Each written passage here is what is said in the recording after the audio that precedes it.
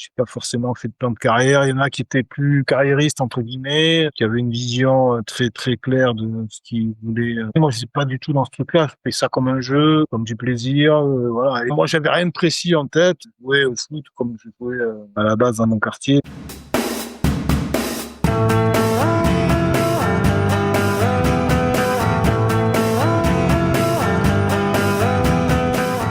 Bonjour à toutes et à tous et bienvenue pour un nouvel épisode du podcast des légendes. On se retrouve pour la deuxième partie de notre interview avec Jérôme Niaco.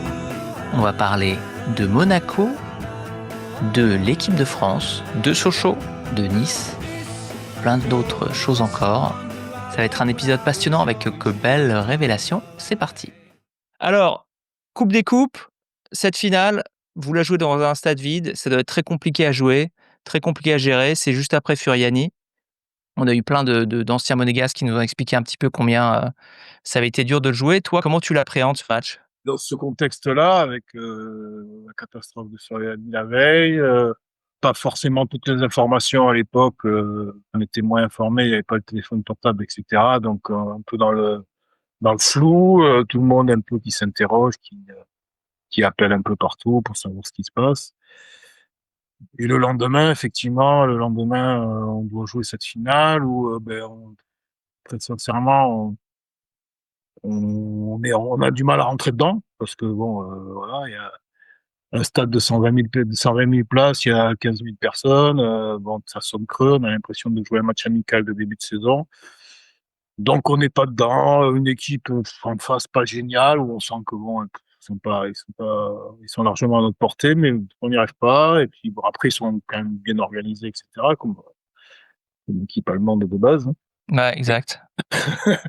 Et donc, on a les jambes en coton, pas de gaz, puis on n'a pas vraiment l'impression de jouer une finale de Coupe d'Europe. Donc, c'est vrai qu'il y a rien qui fait pour on se fasse violence et qu'on arrive à passer le truc. Après, bon, on fait, je crois qu'il y a une ou deux erreurs chez nous individuelles, prend un but, deux buts, voilà, ça défile un peu comme dans un mauvais rêve. Ouais, je me souviens l'avoir vu. C'est Reagel, le coach, qui ensuite deviendra le coach de la Grèce. Équipe compacte qui procède en contre.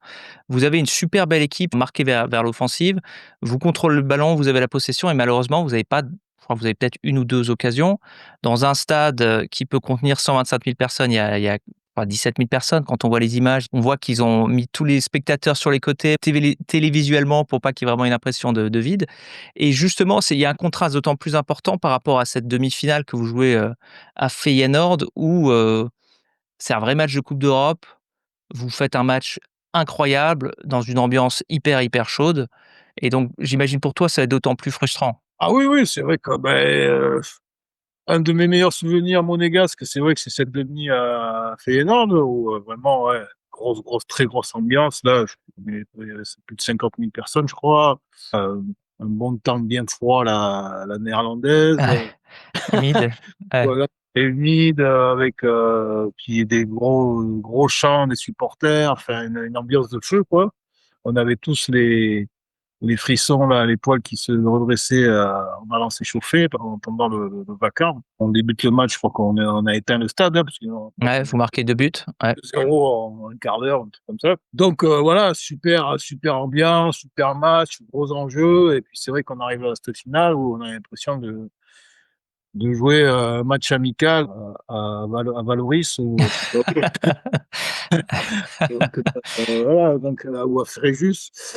Et donc ouais, c'est vrai qu'il fait en plus il faisait jour. Voilà, comment c'est Ouais, c'est vraiment bizarre comme, et même quand c'est on revoit les images, ouais, un truc bizarre, quoi, un truc qui ouais. correspond pas à l'image qu'on a d'une finale de Coupe d'Europe. Et comme je disais, jamais on est rentré dedans, quoi. On a joué ce match-là comme des zombies un peu, donc c'est passé comme un mauvais rêve. Donc un souvenir vraiment pas terrible.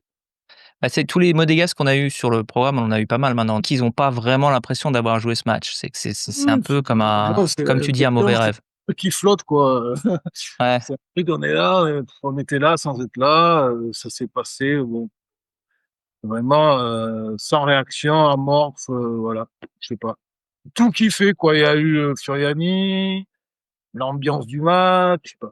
C'était un peu irréel, ouais. Tu parlais du public. Est-ce que toi, tu étais un joueur qui avait besoin du public pour, performer un peu? Est-ce que le public t'impactait? Que ce soit le public adverse ou le public bon, le public monégasque c'est pas connu forcément pour, pour être, le plus, hostile, mais comment est-ce que toi ça t'affectait le public autour de toi?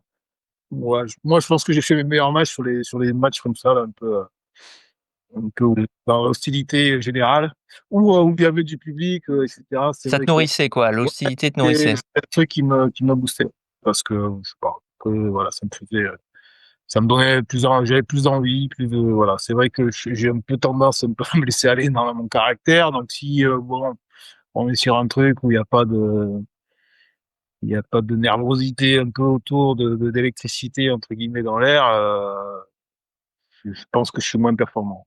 J'aurais eu besoin d'être un peu poussé, ouais, comme joueur. D'accord. Est-ce que cette fausse nonchalance que tu avais te permettait d'être imperméable à l'hostilité ou est-ce qu'au contraire, t'en avais besoin pour t'électriser un petit peu? Beh, oui, c'était plus pour m'électriser, ouais. Disons que ça j'étais pas craintif par rapport à ça, mais Ouais, ça me boostait au niveau, nervosité. On appelle ça l'envie, mais c'est plus de mettre un peu d'adrénaline qui booste un peu la performance. je crois que c'est Fabrice Poulain qui nous disait que la blague à Monaco, c'est que vous connaissez l'adresse de tous vos supporters. C'est ça. Est-ce que toi, ça t'a frustré le fait qu'il y ait pas un public plus conséquent? Oui, après c'est toujours, mieux de jouer avec, Monaco, on en joue toujours les premiers rôles, donc dès qu'on allait à l'extérieur, on remplissait le stade entre guillemets, on jouait dans des stades même pleins, donc c'est vrai que bon à la maison des fois ça sonnait creux, hein, mais après on faisait avec, hein, une fois qu'on est dans le Ouais, match, ça fait partie des paramètres que tu prends en compte quand tu signes, ouais. voilà, qu'on a intégré au départ, mais bah, c'est vrai que en tant que joueur, de jouer dans des beaux stades pleins, c'est quand même le plus plaisant, quoi. Oui, c'est sûr que Monaco, à part quand on jouait à Marseille ou un club italien, sinon le stade, c'est mes quoi. Est-ce que tu as un match en particulier dont tu te souviens d'un public particulièrement, hostile? Particulièrement hostile. Ouais, on avait joué une coupe d'Europe en Grèce, je sais plus Ouais, quel c'était. ouais, je crois que vous êtes éliminé d'ailleurs, la coupe des coupes, je crois que c'est peut-être le Pana, c'est possible ça? Ou non, c'était pas celui-là, c'était, l'année d'avant, je crois. On s'était qualifiés, je crois. Mais alors un truc, je sais plus, un club, bizarre, Ah, c'est en Grèce. alors je pensais au Pirée, mais effectivement, c'est peut-être pas Là, celui-là c'était le auquel Pirée, tu mais c'était penses. l'année ça, c'était pas cette année-là, c'était l'année d'avant, je crois qu'on avait joué là-bas. D'accord.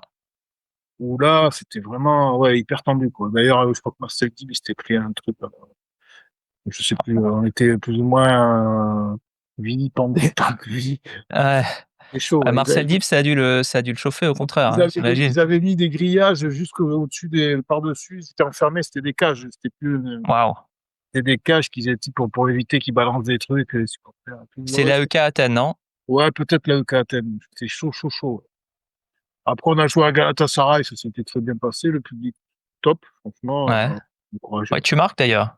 Ouais, ils ont encouragé leurs supporters et tout, mais franchement, ça s'est bien passé, puisque le car, je me rappelle, nous a laissé à 2 bornes du stade, donc on a fini à pied, au milieu des Apparemment supporters qui arrivaient. ouais, alors apparemment, c'est une stratégie assez classique de certains clubs pour mettre la pression sur les équipes, visiteuses. Je crois qu'ils le faisaient aussi à Bastia et donc vous marchez à pied, Ouais, en face des supporters? à 2 kilomètres, j'exagère peut-être, mais à 100 mètres, 500 mètres pour rejoindre le stade au milieu des supporters qui arrivent. Mais bon, ça s'est bien passé.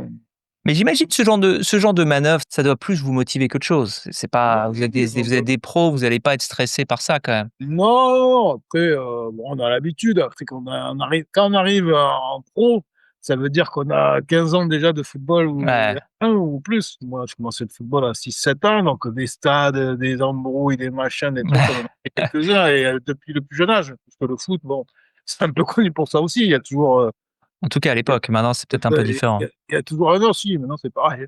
Ouais. Il y a toujours des tensions, des machins, des trucs, c'est toujours tendu le foot, hein. C'est tellement compète que les gens sont très tendus. Même à un petit niveau, amateur. Voilà, nous, en tant que joueurs, quand on a 22, 23, 24 ans, ça veut dire qu'on a, quasiment, plus de 15 ans de foot, derrière nous, quoi. On est des vieux briscards à 25 ans, on est un vieux briscard. Ouais, c'est vrai. Ah, vous êtes à 5 ans de la retraite. Ouais. C'est ça.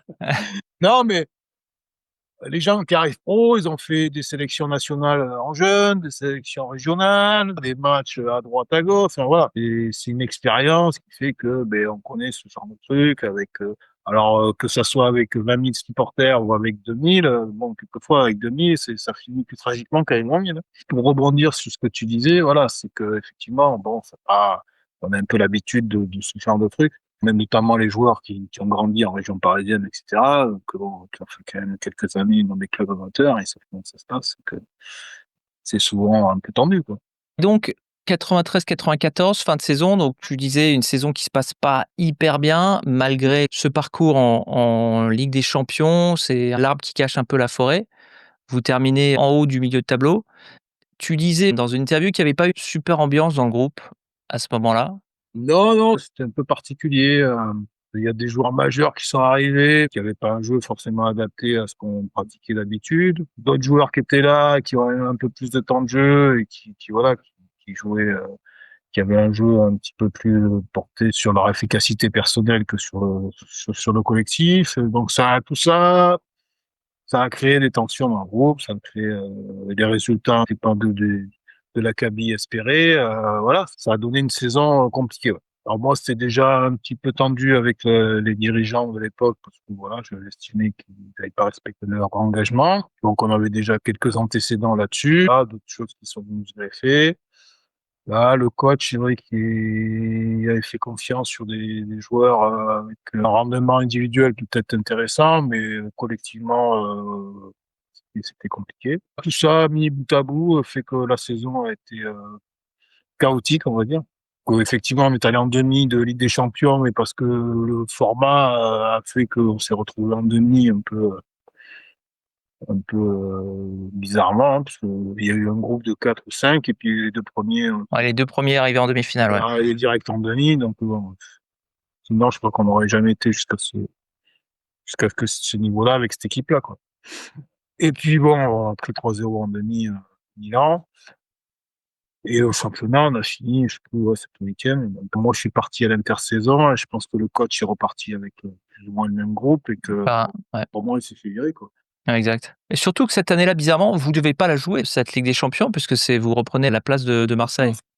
Et vous, quand vous apprenez que vous allez la jouer, la Ligue des Champions, vous êtes content? Nous, on est content, on est content, on est content. Sachant ce qu'on savait, on part un peu dans le truc encore, mais Ouais, sachant ce qu'on savait sur ce qui se passait à Marseille, quoi. Donc, ouais, ou comment Marseille gagnait tout, quoi. ouais, Presque tout. Donc, bon, nous, on était un peu informés de tout ça, parce que ben, certains joueurs avaient été au cœur du truc. ouais. Sachant tout ça, et que bon, on savait pertinemment que dans l'histoire de Valenciennes, c'était pas la première, et ça n'a pas été la dernière. Voilà, après, on n'avait pas de scrupules à prendre la place de Marseille. Paris termine 2e, l'année d'avant et Paris Ouais. refuse de le prendre parce qu'il y a une histoire avec Canal+, ils veulent pas se griller avec Marseille. Il y a même pas d'ambivalence. Vous, c'est carrément, Marseille le mérite. On est très content de reprendre leur place, j'ai l'impression. Pas très content, mais bon, on a l'opportunité de jouer ce coupe-là, on la joue parce que nous, on sait très bien comment Marseille arrive à ce niveau de performance, hein. Il n'y a aucun scrupule à prendre leur place, sachant qu'ils ont été condamnés pour quelque chose qu'on sait être la vérité. Ouais, bien sûr. Ah, mais c'est marrant parce que tu vas sur les forums, sur les réseaux sociaux, tu as encore plein de Marseillais qui sont encore persuadés que c'était une cabale contre l'OM, ce qui est Oui, oui, incroyable. bah, c'est toujours pareil. Quand on est les accusés aujourd'hui, que ce soit à Marseille ou les politiques d'aujourd'hui, voilà, quand on les accuse, c'est la justice c'est un Ouais, complot, c'est ouais, toujours bien sûr, c'est toujours le exactement. même moyen de défense, hein. Donc, Ouais, voilà, on veut, c'est le complot, c'est ceci, c'est cela, oui. Voilà. Après, moi, je vais pas faire un débat sur ce qui se passait à Marseille à cette époque-là, mais bon, ouais, je pense que avec le recul, s'il y avait eu des personnes un peu courageuses dans les médias, dans le champ, là, on en saurait encore beaucoup plus. Mais bon, voilà, de toute façon, ça sert à rien de remuer tout ça. Je pense que le foot français, peut-être ça a été bien, parce que ça a évité un gros scandale, un plus gros scandale, entre guillemets. Ça s'est ouais. évité par Ken. Mais voilà, je pense qu'il y avait quand même matière à avoir un scandale, quoi. Wenger a un petit peu des doutes sur, en regardant des cassettes, des matchs, il a des doutes sur certains joueurs Nous, on l'a su au retour de vacances. de vacances. Et Après mais vous l'Euro, après et vous après l'Euro. Et en fait, on sait comment il a su Arsène, c'est pas en regardant les cassettes, hein. c'est comment? C'est quelqu'un qui lui a dit, hein. D'accord, et c'est quoi? C'est un joueur ou Ah, c'est un agent ou? non, c'est un ancien joueur qui lui a dit, qui était, proche de Marseille et qui lui a expliqué comment ça se passait, quoi. Ça, en fait, c'était sur le match de Marseille qu'on perd 3-0 chez nous. Ouais, Mmh. Nous, on a eu une réunion quand on est revenu, donc c'est 92. Après le match de Feyenoord, on joue Feyenoord le mercredi et on joue Marseille le samedi. Moi, j'ai pas joué parce que je suis sorti sur blessure à ouais, Feyenoord. 77e minute, ouais. Ouais. Et j'ai pas joué ce match-là. Et on perd 3-0 et c'est sur ce match-là où voilà, il y a eu des preuves comme quoi il s'est passé ce qui s'est passé un peu à Valenciennes un an après. Ouais, 2 joueurs, il me semble 2 joueurs qui passent complètement à côté de leur match, ouais. Ouais. Et et nous, on a une, donc on apprend ça, nous, en rentrant, Angers, bah, on finit la saison Ouais, sans savoir quoi que ce soit et c'est en rentrant que le capitaine nous dit: «Voilà, il y a une réunion, au palais, ceci, cela.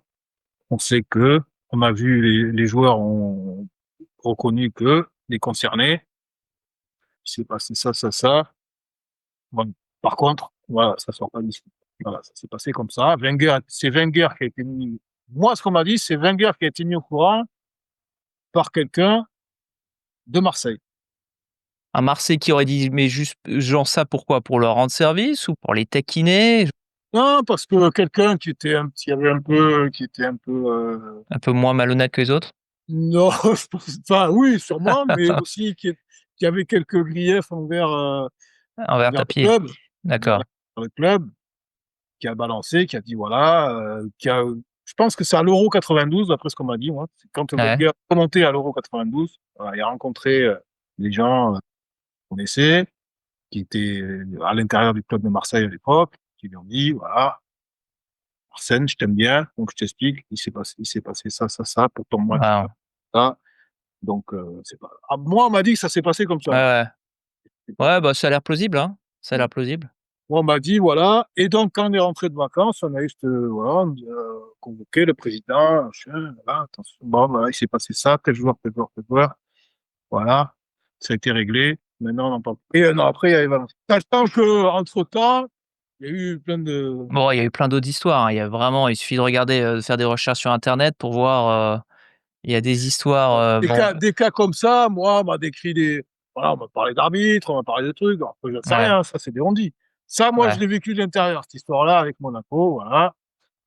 Les joueurs concernés ont Donc toi, quand tu reviins dans le vestiaire, ils sont plus là, les 2 joueurs? ah, ils sont plus là. Les joueurs concernés ont reconnu leur truc. Et toi, Ils tu leur en as parlé après avec eux? une fois avec un Ouais, et il a reconnu les faits, oui, il était oui, pénitent ou? non, mais il a reconnu les faits, oui. Ouais. Mmh. Et à l'intersaison, il y a 2 joueurs qui partent, assez discrètement du club. C'est Christophe Robert, qui aura un petit peu la destinée qu'on connaît. Et est-ce Ouais. que vous en parlez entre vous de performances douteuses de certains joueurs lors des matchs contre Marseille? Non, pas du tout, non et moi, j'avais pas non, moi, franchement, j'avais 0 doute, personne se doutait qu'il se passait Ouais. ça dans le football français, quoi. Et après, quand l'information sort et que tu vois que les 2 sont partis, est-ce que tu dis: «Ah tiens, ouais, peut-être»? Ah beh, après on l'a su, ça a été, voilà, Ça a été validé, quoi? ouais, ça a été enfin, on l'a su par le club Ouais. qui a enterré l'affaire, Ouais. puisqu'elle est jamais sortie cette affaire-là, en fait. Ouais, ouais. Bon. Et ça a été confirmé par au moins un des joueurs. Ouais. Donc voilà, après on a su que voilà, ça c'était mais Christophe Robert, il était pas dans cette histoire-là, puisqu'il a pas joué Non, ce match-là. Ah, non, il c'est a pas pas joué. Christophe, Non, non, d'accord. c'est pas Christophe Ouais. Robert. Il y avait D'accord, mais pas Christophe Robert et d'accord, et donc je donnerai pas l'autre nom. non, mais l'autre nom, je crois qu'on a un peu nos doutes. C'est pas Christophe Robert. Est-ce que c'est C'est pas Christophe Robert, voilà, c'est tout ce que d'accord, et je dirai pas. Donc voilà, donc il y a 2 joueurs concernés, ça je peux, voilà, si ça a été dit, c'est confirmé, Ouais. Christophe Robert il est pas concerné. d'accord, Voilà. Donc voilà, nous on l'a su officiellement Ouais. par le club et le prince qui a confirmé que voilà, il s'est passé ça, ça, ça, ça, ça. On sait comment moi je enfin, on a appris comment ça s'est su par Oui. quelqu'un Par qui a hasard. qu'il a dit à Arsène Wenger, qui après peut-être a vérifié, etc. C'était voilà, on sait qu'on a perdu, enfin on a perdu ce match-là, pas dans les peut-être qu'on l'aurait perdu d'ailleurs, hein, c'est pas. Ouais. Mais bon, pas dans des conditions claires. Comment toi tu le vis justement? T'apprends là coup sur coup que les mecs qui étaient un peu tes potos, ou pas d'ailleurs, mais enfin en tout cas les gens qui bossaient avec toi, ont un peu trahi ta confiance. Comment tu le prends toi perso? Tu le prends perso déjà? Comment tu gères? Perso non, après je sais, voilà, c'est compliqué, d'expliquer ça quoi, de se dire, comment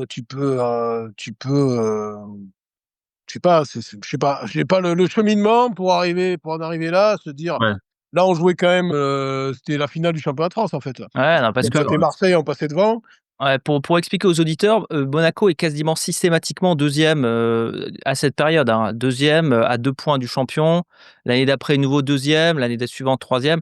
Donc à chaque fois et la raison pour laquelle Guillaume te pose la question aussi, c'est qu'on avait eu Jean-Luc Ettori sur le programme, parmi un de nos premiers invités et lui, il est encore mauvaise des années plus tard. On comprend carrément, carrément. parfaitement en disant d'abord, il y a le sentiment de trahison, de se dire: «Mais Ouais, ouais. comment moi qui» Mais en plus, Jean-Luc, il était vraiment très, très proche avec. Ouais.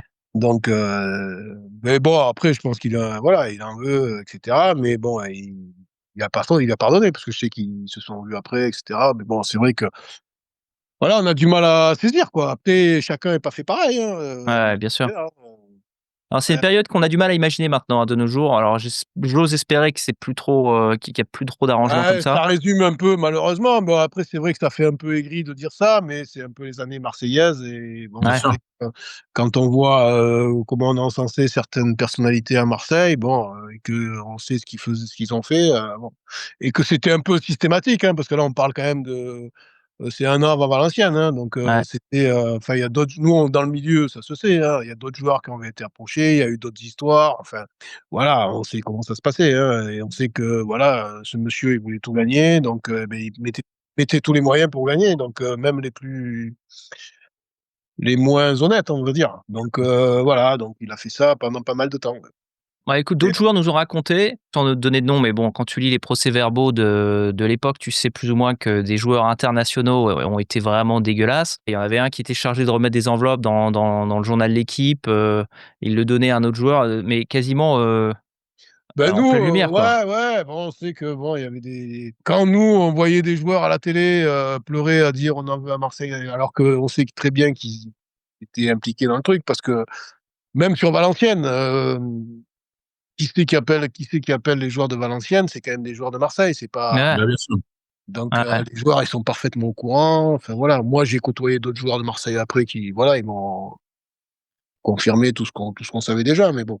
Et quand ils Et voilà. quand ils t'en parlent, les anciens Marseillais, les mecs, ils ont des regrets quand ils en parlent, des remords ou c'est bon, voilà? Avec toi, parce qu'avec nous, ils nous en parleront jamais, mais avec Ouais. toi, ils Mais je pense non, non, moi j'ai pas senti, enfin ceux Pas que de j'ai re croisés, j'ai pas senti que bon ça les a perturbés plus que ça, très sincèrement. Ça faisait le système et puis ils disent que voilà, c'était le Voilà, système, ça ouais, se c'est faisait comme dans tous les ça, cas. ça s'est passé comme ça, c'était comme ça, on n'avait pas le choix. Ouais, Même de Sailly on a parlé parce que moi Marcel on se connaît bien quand même, ouais, c'est la même, génération. Quand il est arrivé sur Marseille, et qu'il jouait pas, parce que la première année qu'il est arrivé à Marseille pendant ouais, ils 3-4 mois il jouait pas, hein. ouais. Moi, j'avais le charrier qui me disait: «Ouais, mais bon, si tu prends pas ça et ça, beh, tu joues pas», donc voilà, c'était ça, hein. Après, on sait dans le milieu, les choses se savent, hein, faut pas voilà. Ouais. Après, c'est vrai que nous, on était un petit peu écœurés de voir, certains joueurs, venir faire les pleurnichards, bon, alors que c'est plutôt ça d'ailleurs, j'ai l'impression qu'ils voilà. t'énervent. C'est pas le Oui, oui, temps. oui, c'est plus ça. Après que tu fasses des trucs, bon, tu fais des trucs, bon, je dis pas d'aller assumer, mais au moins, Ouais, viens pas faire viens le pas jouer la victime, après, quoi. c'est clair. Cette époque-là, malheureusement, elle a été entachée par pas mal de choses. Voilà, aujourd'hui, moi, je vais pas me répandre là-dessus. On va dire: «C'est un aigri, il a pas gagné, machin truc». Ouais, bon, peut-être. Mais bon, Ouais, malheureusement, il y a des choses qui démontrent que bon, ah mais et mine de voilà. rien, Après, faut en parler avec Manu Petit. Je pense que c'est lui qui va beaucoup plus vous aiguiller Alors là-dessus. Manu Petit, il allait dans tous les sens, donc j'ai pas pu, c'était difficile de le canaliser, donc j'ai pas trop pu, Et il s'engueule souvent avec son copain à la radio ah là, ouais, avec Dimeco, ouais, ouais, voilà, ouais, je l'ancien sais. marseillais là, qui aussi doit ouais mais Jérôme, justement, parce que tu as raison, maintenant tu es mature et cetera, mais mine de rien, tu aurais dû avoir peut-être un ou 2 titres de plus sur ton palmarès. mais aussi un peu d'argent parce que je pense que tu avais des primes si tu gagnais le championnat, tu vois? Oui, oui, bon après, voilà, on refait pas le truc, hein. Moi, je suis pas aigri par rapport à ça, hein. D'accord.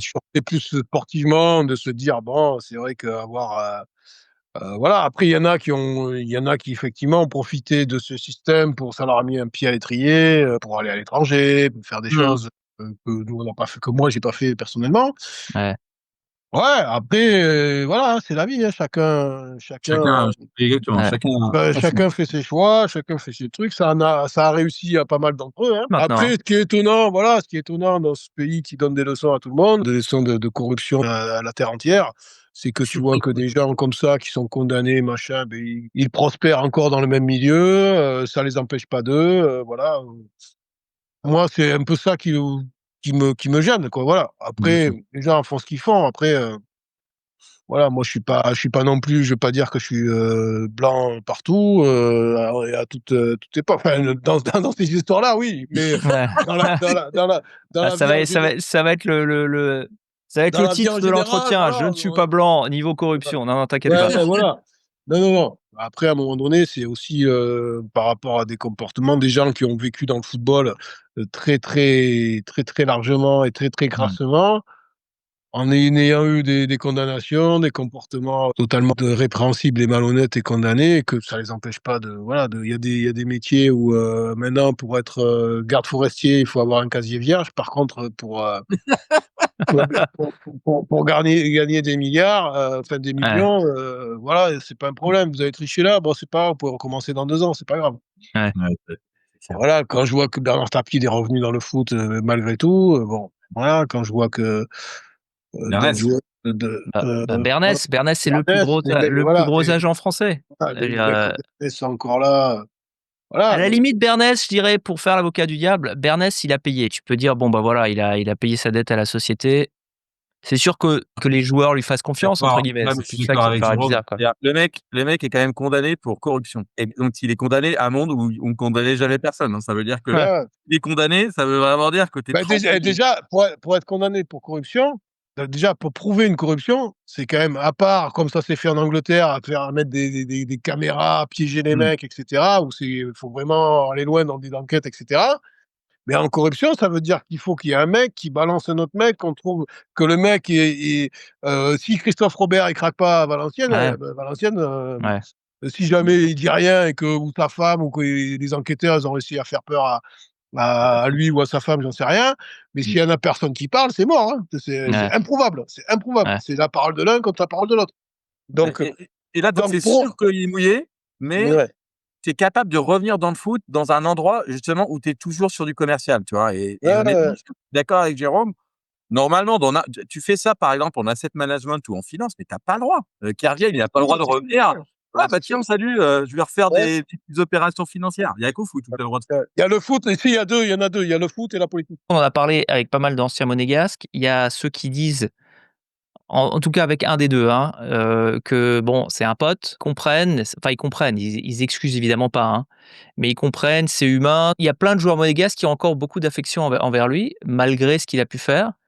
Toi, j'ai l'impression que tu comprends, tu dis: «C'est humain» et puis voilà, tu as un peu tourné la page? Oui, oui, mais moi, enfin, un des concernés, je l'ai revu bien après, il n'y a pas si longtemps que ça d'ailleurs. Voilà, après, c'est vrai qu'on a toujours un peu en travers de la gorge, hein. Ouais, d'accord, donc tu es pas quand même complètement, tu es pas le genre à faire des blagues dessus, quoi? Non, c'est quand même, voilà, ouais, je sais pas, c'est un truc qui me viendrait pas à l'idée, mais bon, après, voilà, je sais pas, hein. Ouais, Il y a pas ah de bien sûr, et impossible. moi, sur ce que j'en sais, c'est que bon, c'est comme, enfin, voilà, je vais prendre un exemple, on attrape un délinquant ou n'importe quelle, personne qui respecte pas la loi, et le jour où on l'attrape, c'est pas son premier délit normalement, enfin, Ouais, bien sûr. Ouais, ouais, on est d'accord? il y a tout Sûr un qu'il a CV, ouais. attrapé, il y a eu l'histoire de Valenciennes parce que c'est un concours de circonstances, des gens qui ont plus ou moins craqué parce que pour de la corruption, le seul moyen de preuve, c'est soit, il y a un mec qui avoue et on retrouve l'argent, soit Ouais, on les a piégés, on a mis en place un système pour les filmer, ce qui s'était passé en Angleterre, je crois, avec Grobbelaar et tout ça. Soit il y avait de ce système-là, mais bon, c'était quand même, assez sophistiqué. Sinon, ben, c'est impossible à savoir. C'est la parole des uns contre la parole des autres. Donc s'il y a pas quelqu'un qui craque ou qui parle, ça peut durer des années sans que voilà, si c'est bien fait entre guillemets. Voilà. Donc moi, ce que je sais, c'est que ça s'est répété et un certain nombre de fois, j'ai des copains joueurs qui m'en ont parlé, qui ont été approchés. C'était quand même c'était assez récurrent le truc. Ouais, approché par d'autres joueurs, on est d'accord? Par d'autres joueurs, Ouais. par des dirigeants de l'époque bien connus de Marseille, par voilà, voilà, si tu joues contre Marseille le samedi, le lundi, on te propose un contrat, on te dit combien tu vas enfin bon voilà, des trucs comme ça, il y en a eu Ouais, des ouais. flopés, quoi. Et ce qui est marrant, c'est que l'autre défense, dans ce que tu disais, la défense aussi quand certains joueurs se faisaient choper en essayant d'acheter un autre joueur, tu disais: «Ah mais non, mais c'était une blague de potache, entre anciens coéquipiers».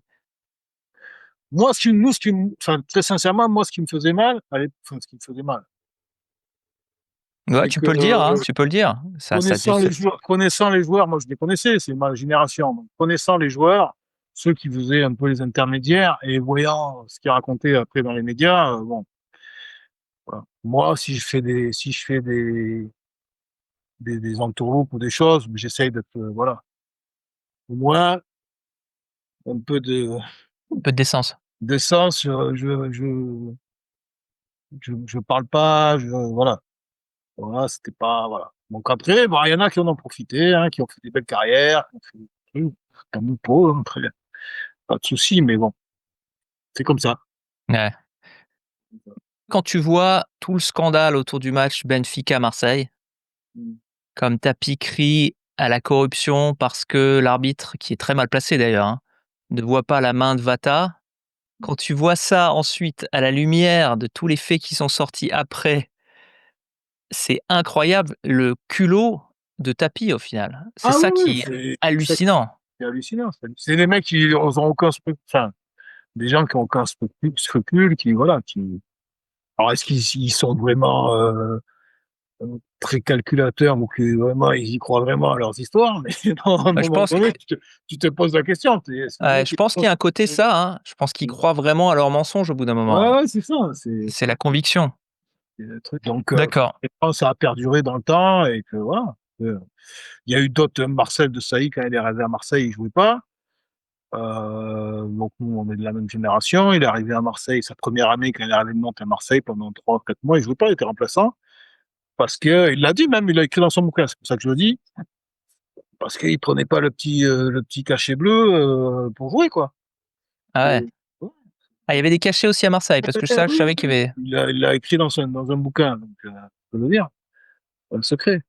Mais voilà et au départ, il était là-bas, il avait pas c'est là-bas qu'il a découvert que, ben, voilà, si tu veux jouer mon gars, il y a certaines choses à faire. Enfin, des histoires, voilà, on va pas ouais.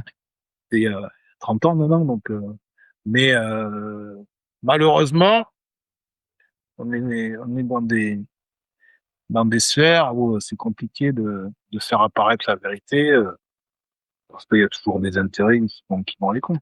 Mais je tire vraiment mon chapeau aux anciens monégasques parce que ce sont vraiment les seuls, alors je pense parce qu'ils l'ont effectivement mauvaise pour des raisons parfaitement compréhensibles, mais ce sont les seuls qui ont le courage en tout cas d'en parler parce qu'il y a une omerta incroyable de la part de plein de joueurs alors que ça s'est passé il y a plus de 30 ans en tout cas et beaucoup de gens ont encore peur d'en parler comme si, c'était pas avéré, comme si c'était pas officiel et cetera. Non, ça s'est passé, ça a été acté par des procès-verbaux, il y a eu des procès, il y a eu des condamnations et sans les monégasques, on en aurait bon, évidemment aussi, les Valenciennois, hein, mais on n'en aurait jamais entendu parler et ça bon, j'imagine que vu la façon de faire des Marseillais où ils ont quand même fait ça comme des cow-boys, hein, faut dire que c'était pas très, la façon dont ils gèrent Valenciennes, c'est vraiment fait n'importe comment, tu vois? Qu'il est et je pense ça prouve d'ailleurs que vraiment ils se Ouais. sentaient intouchables.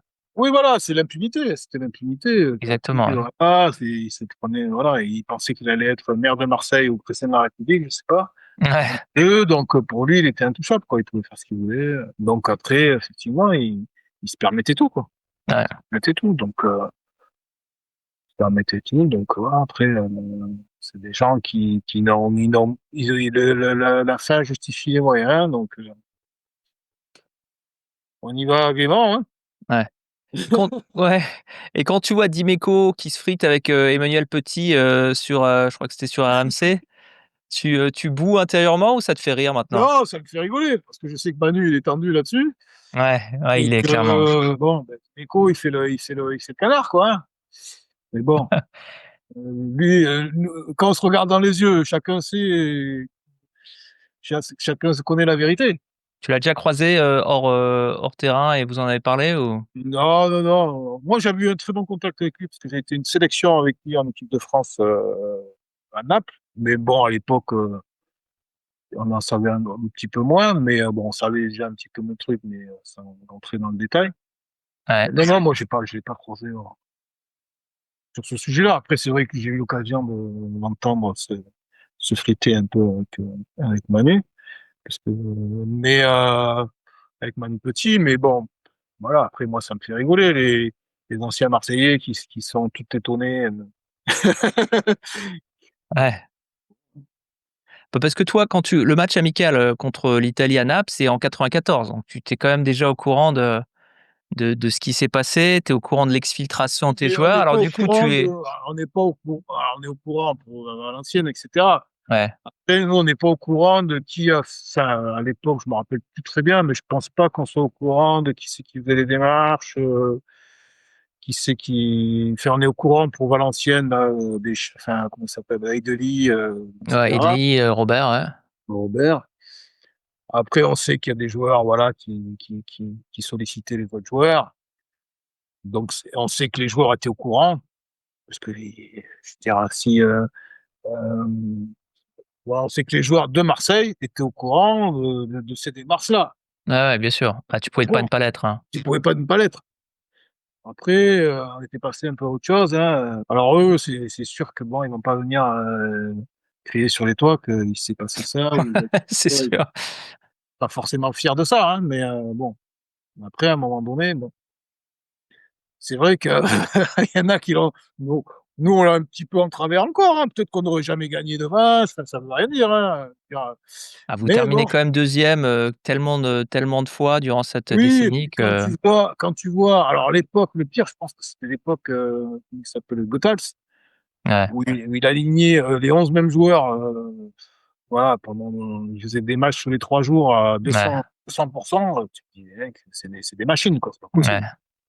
Quand toi, tu vois que tu fais mercredi, tu joues le mercredi, le samedi, tu rejoues le mercredi derrière, bon, t'as tout qui couine.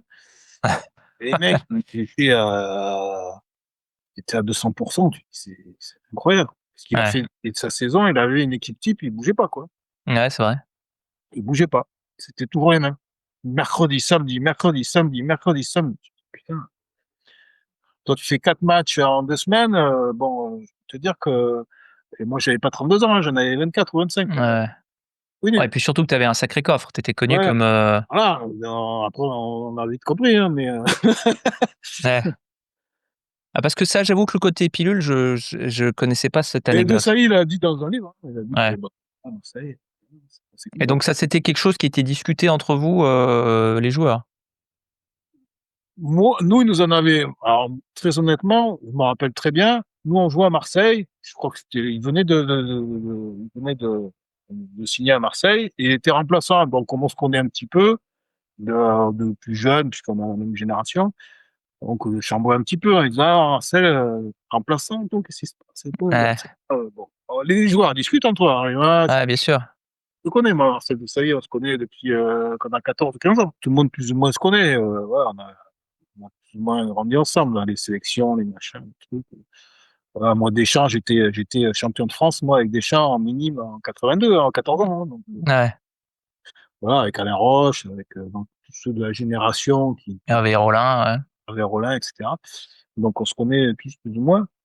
Et donc, voilà, Prunier, William Prunier, Madar, tout ça, c'est ma génération. On discute, et puis forcément, bon, lui, il a un peu en travers, donc il se lâche un peu. Ouais, il se lâche, ouais. Voilà, donc mais c'est voilà, ça fait partie comme toi, si t'es journaliste, tu croises un gars de l'équipe ou un gars de machin, tu vas parler chiffon, voilà, ou tel, tu bosser avec un tel dans telle rédaction, dans tel, bah, le foot c'est pareil, hein. Et ça te surprend ça quand tu l'entends? Ouais, c'est Ou vrai tu que comprends dans un le peu foot plus de choses? c'est pas courant, quoi. Ouais.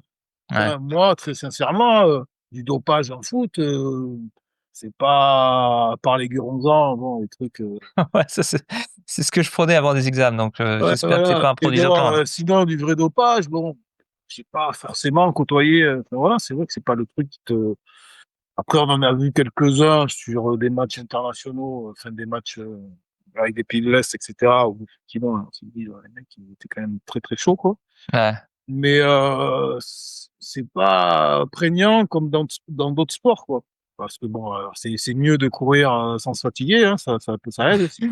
C'est sûr. Ça peut aider aussi, mais bon, le foot, il faut autre chose aussi. Donc, c'est vrai que c'est pas un sport pour moi. Enfin, voilà, peut-être que moi, je suis un peu naïf, hein, mais c'est pas un sport où c'était vraiment répandu, quoi. Bon, on le voit. Enfin, après, il n'y a pas beaucoup de contrôle, peut-être moins que dans d'autres sports, mais c'est quand même pas un sport qui est imprégné de dopage, quoi.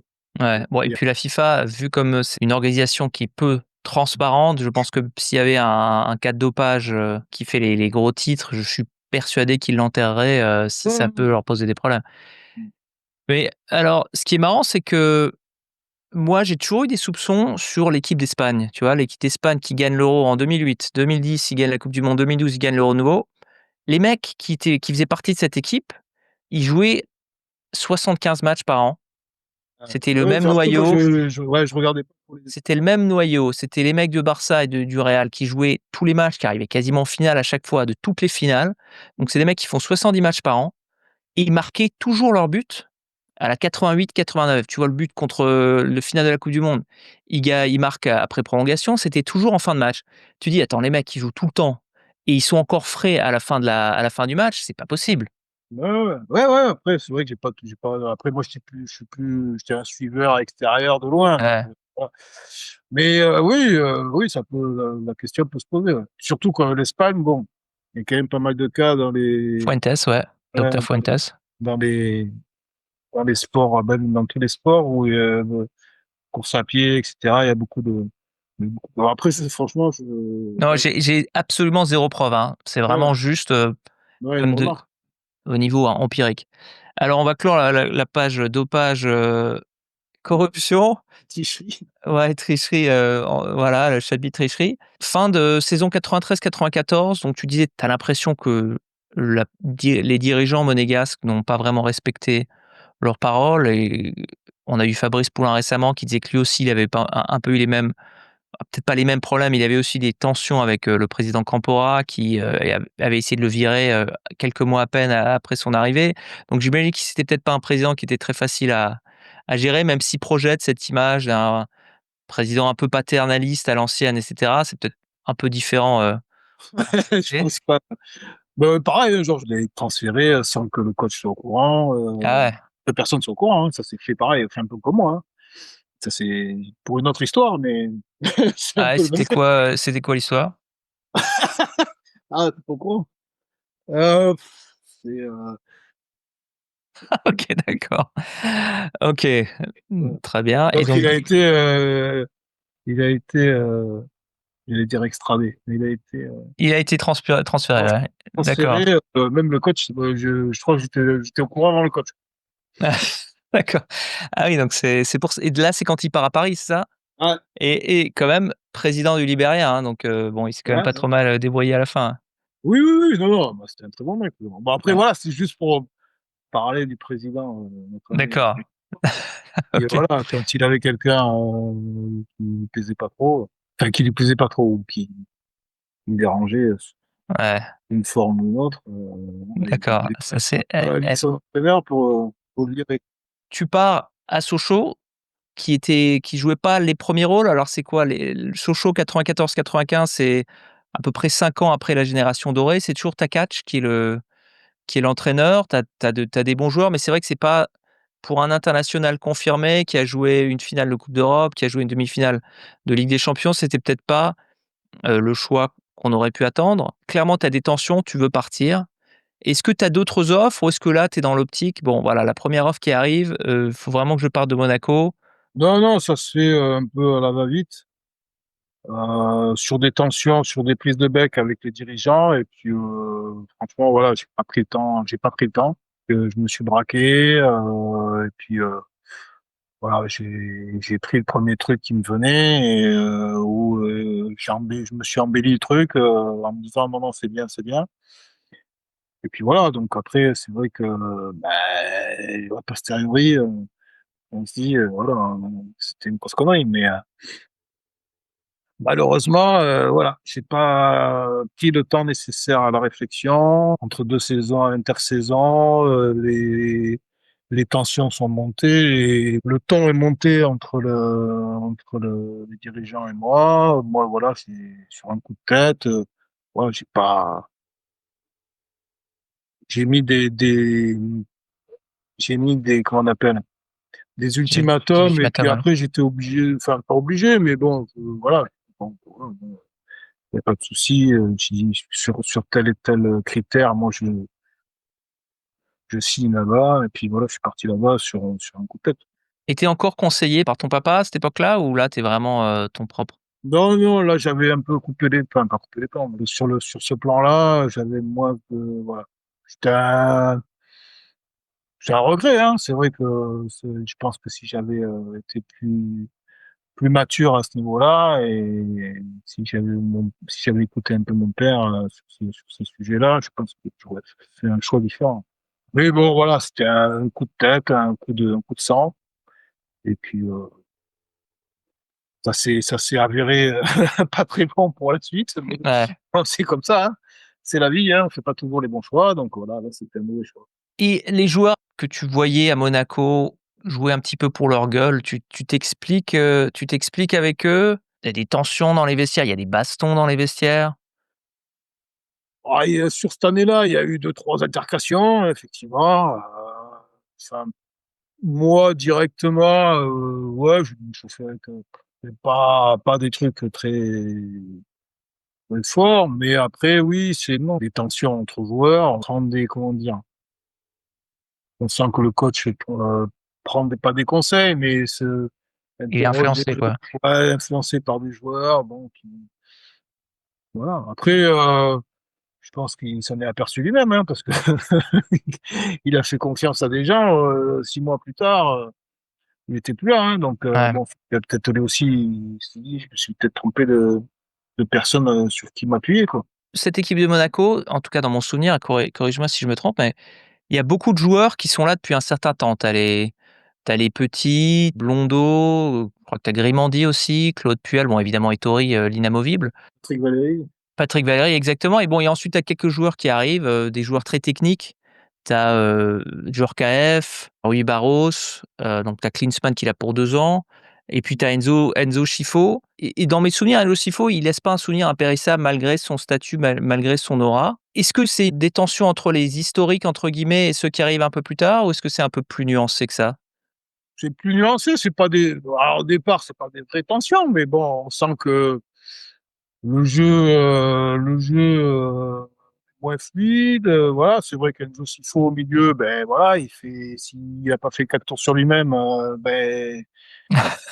c'était donc après oui, c'est les gens ils aiment ça, c'est joli, mais bon, Ouais, c'est pas efficace, quoi. quand toi tu joues à côté, que tu as fait 3 fois l'appel et qu'il est toujours en train de tourner, bon, en plus, ouais, Yuri qui joue un petit peu plus, qui bon, lui, ce qu'il aime, c'est, finir, marquer des buts, donc tout ça, mis bout à bout, ben, des mecs comme Sommer, des mecs comme, Puel, des mecs comme moi, comme voilà, on est plus, des joueurs un petit peu dans le collectif et moins bah, même s'il y a Klinsmann aussi qui est dedans, voilà. Ou l'année d'avant, on a quand même pas trop mal tourné, on a fait une bonne saison. Ouais, Et là, bon, l'arrivée et la mise en valeur de ces joueurs-là, bon, fait que c'est différent, quoi.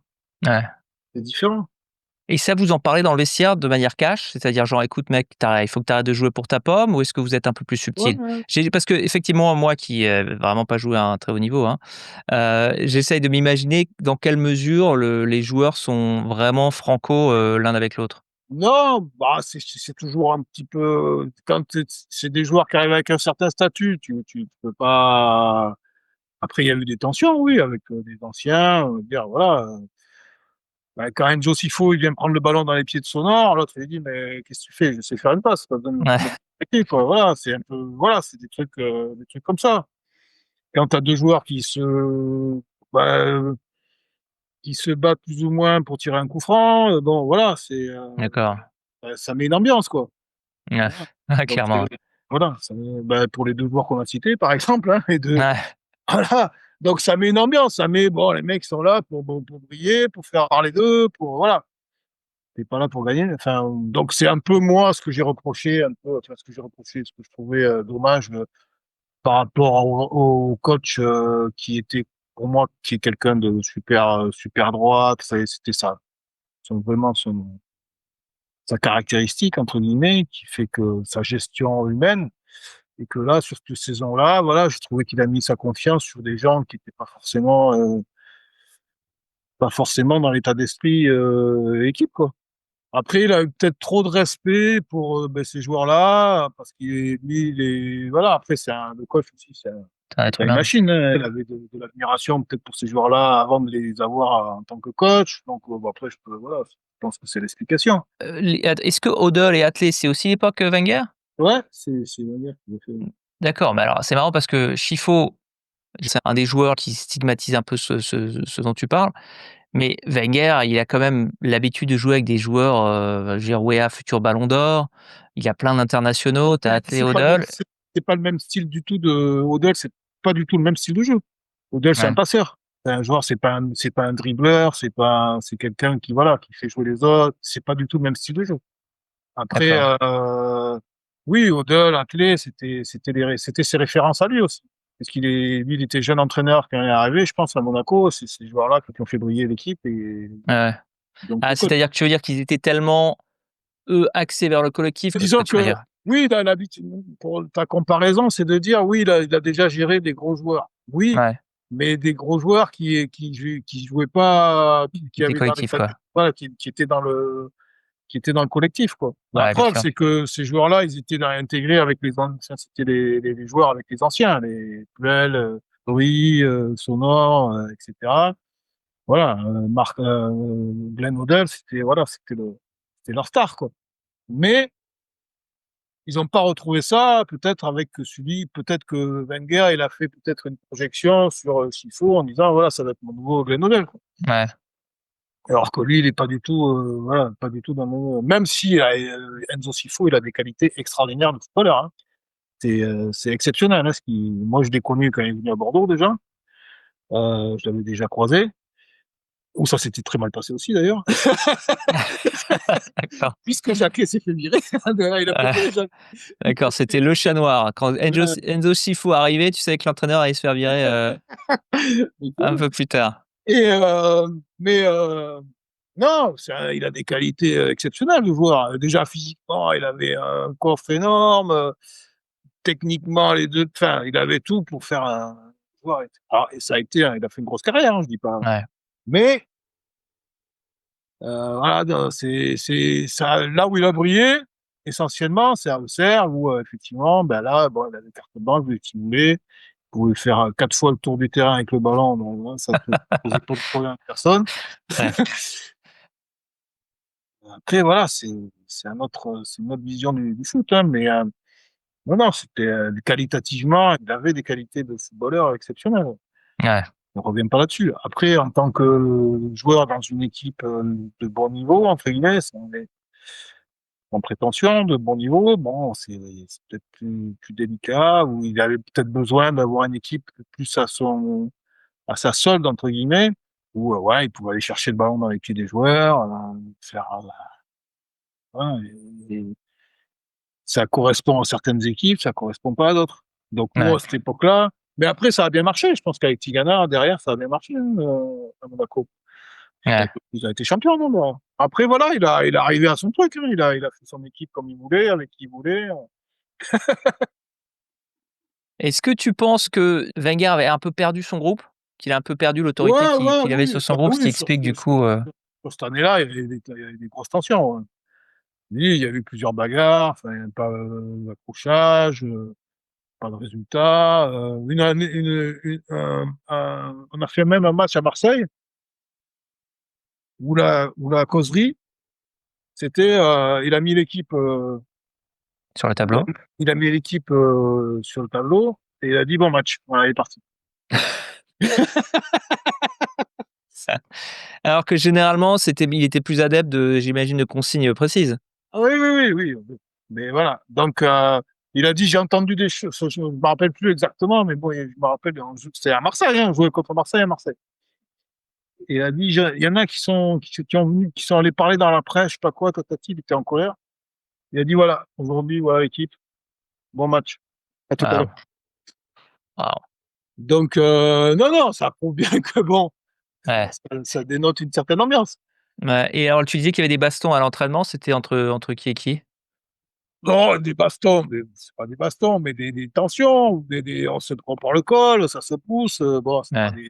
non plus de la grosse bagarre, hein, mais bon, Et c'était avec les mêmes joueurs auxquels tu faisais allusion?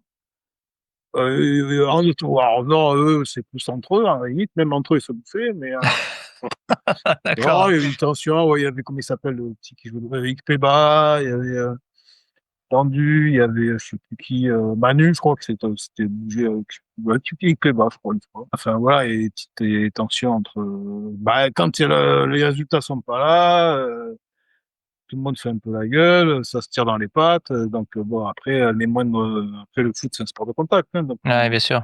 on dedans et qu'on s'aime pas trop, bon, au bout d'un moment. Ouais.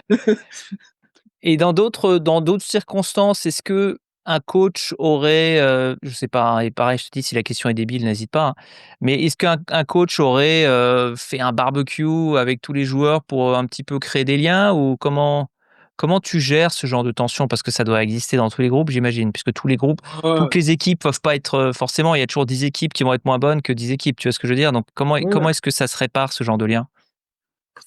Bon, après, ouais, ça, les histoires de faire des trucs en dehors du. Non, après, comment ça se répare? Ben, c'est un peu compliqué, hein, en fait. Bon, après, ça peut être que dans parole, je pense. En parole. Parce qu'après, aller faire des barbecues et machin. Moi, j'ai toujours pensé que le barbecue, allait Non, mais résoudre je veux tous les dire, problèmes, si donc c'est tu es juste en train de briser un mythe pour moi. ouais, si se réunir pour manger, bon, il y en a qui vont manger, on mange souvent ensemble quand on joue au foot.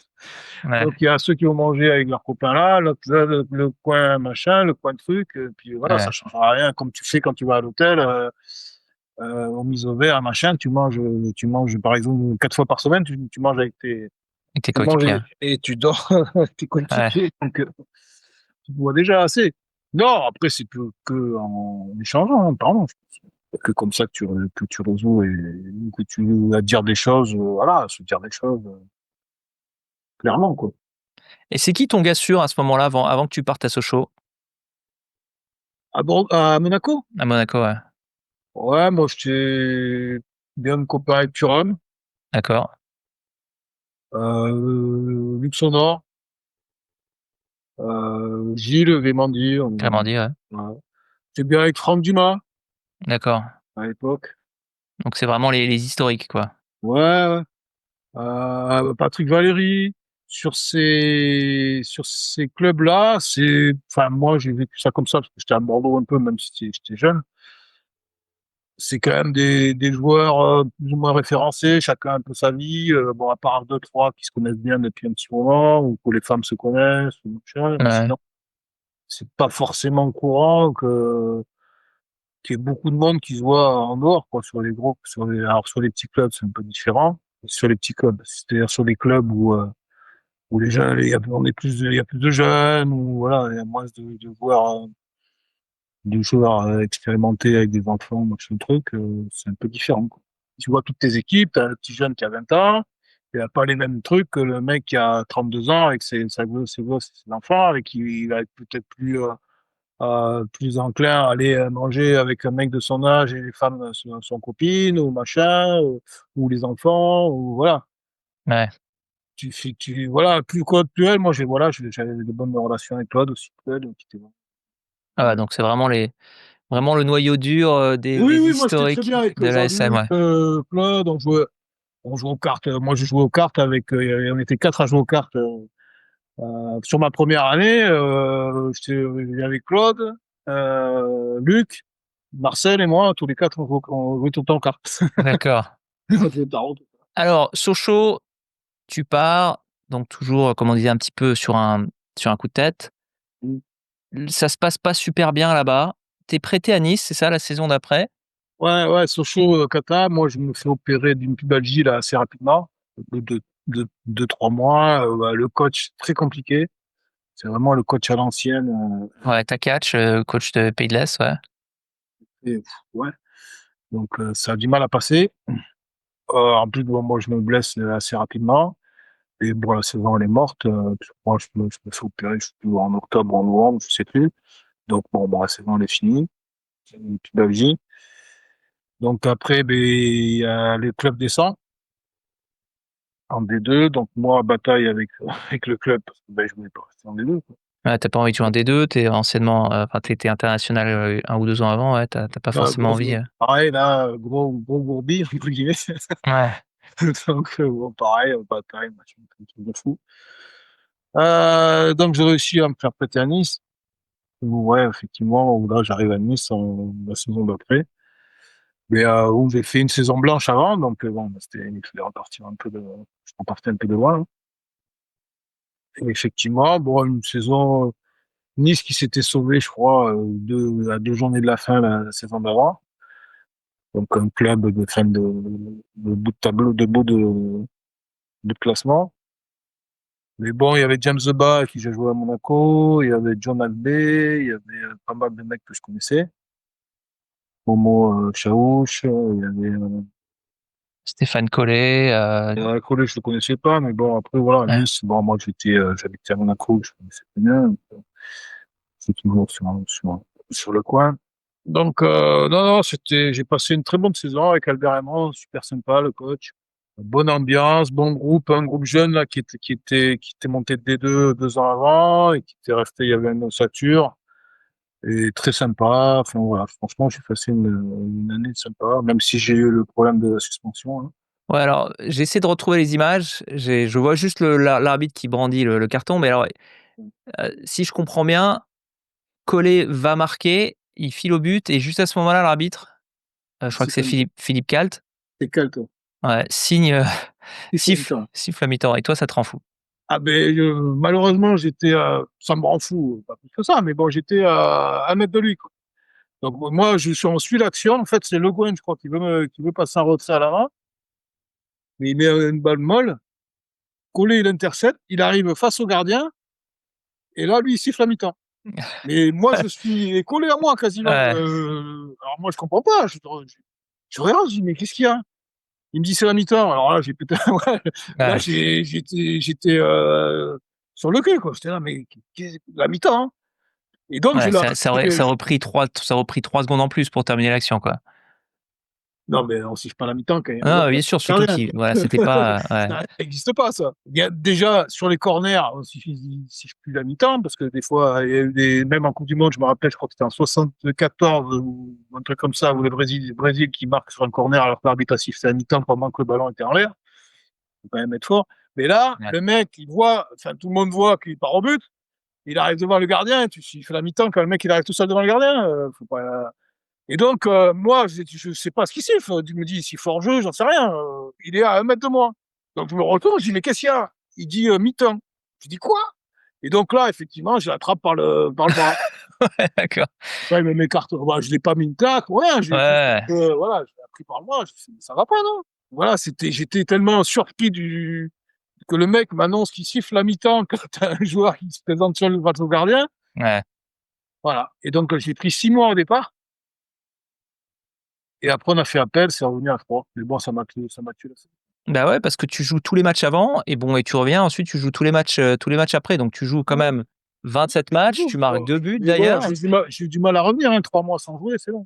Non, ça m'a tué la saison. Parce que on avait bien commencé, j'étais pas mal et tout. Puis bon.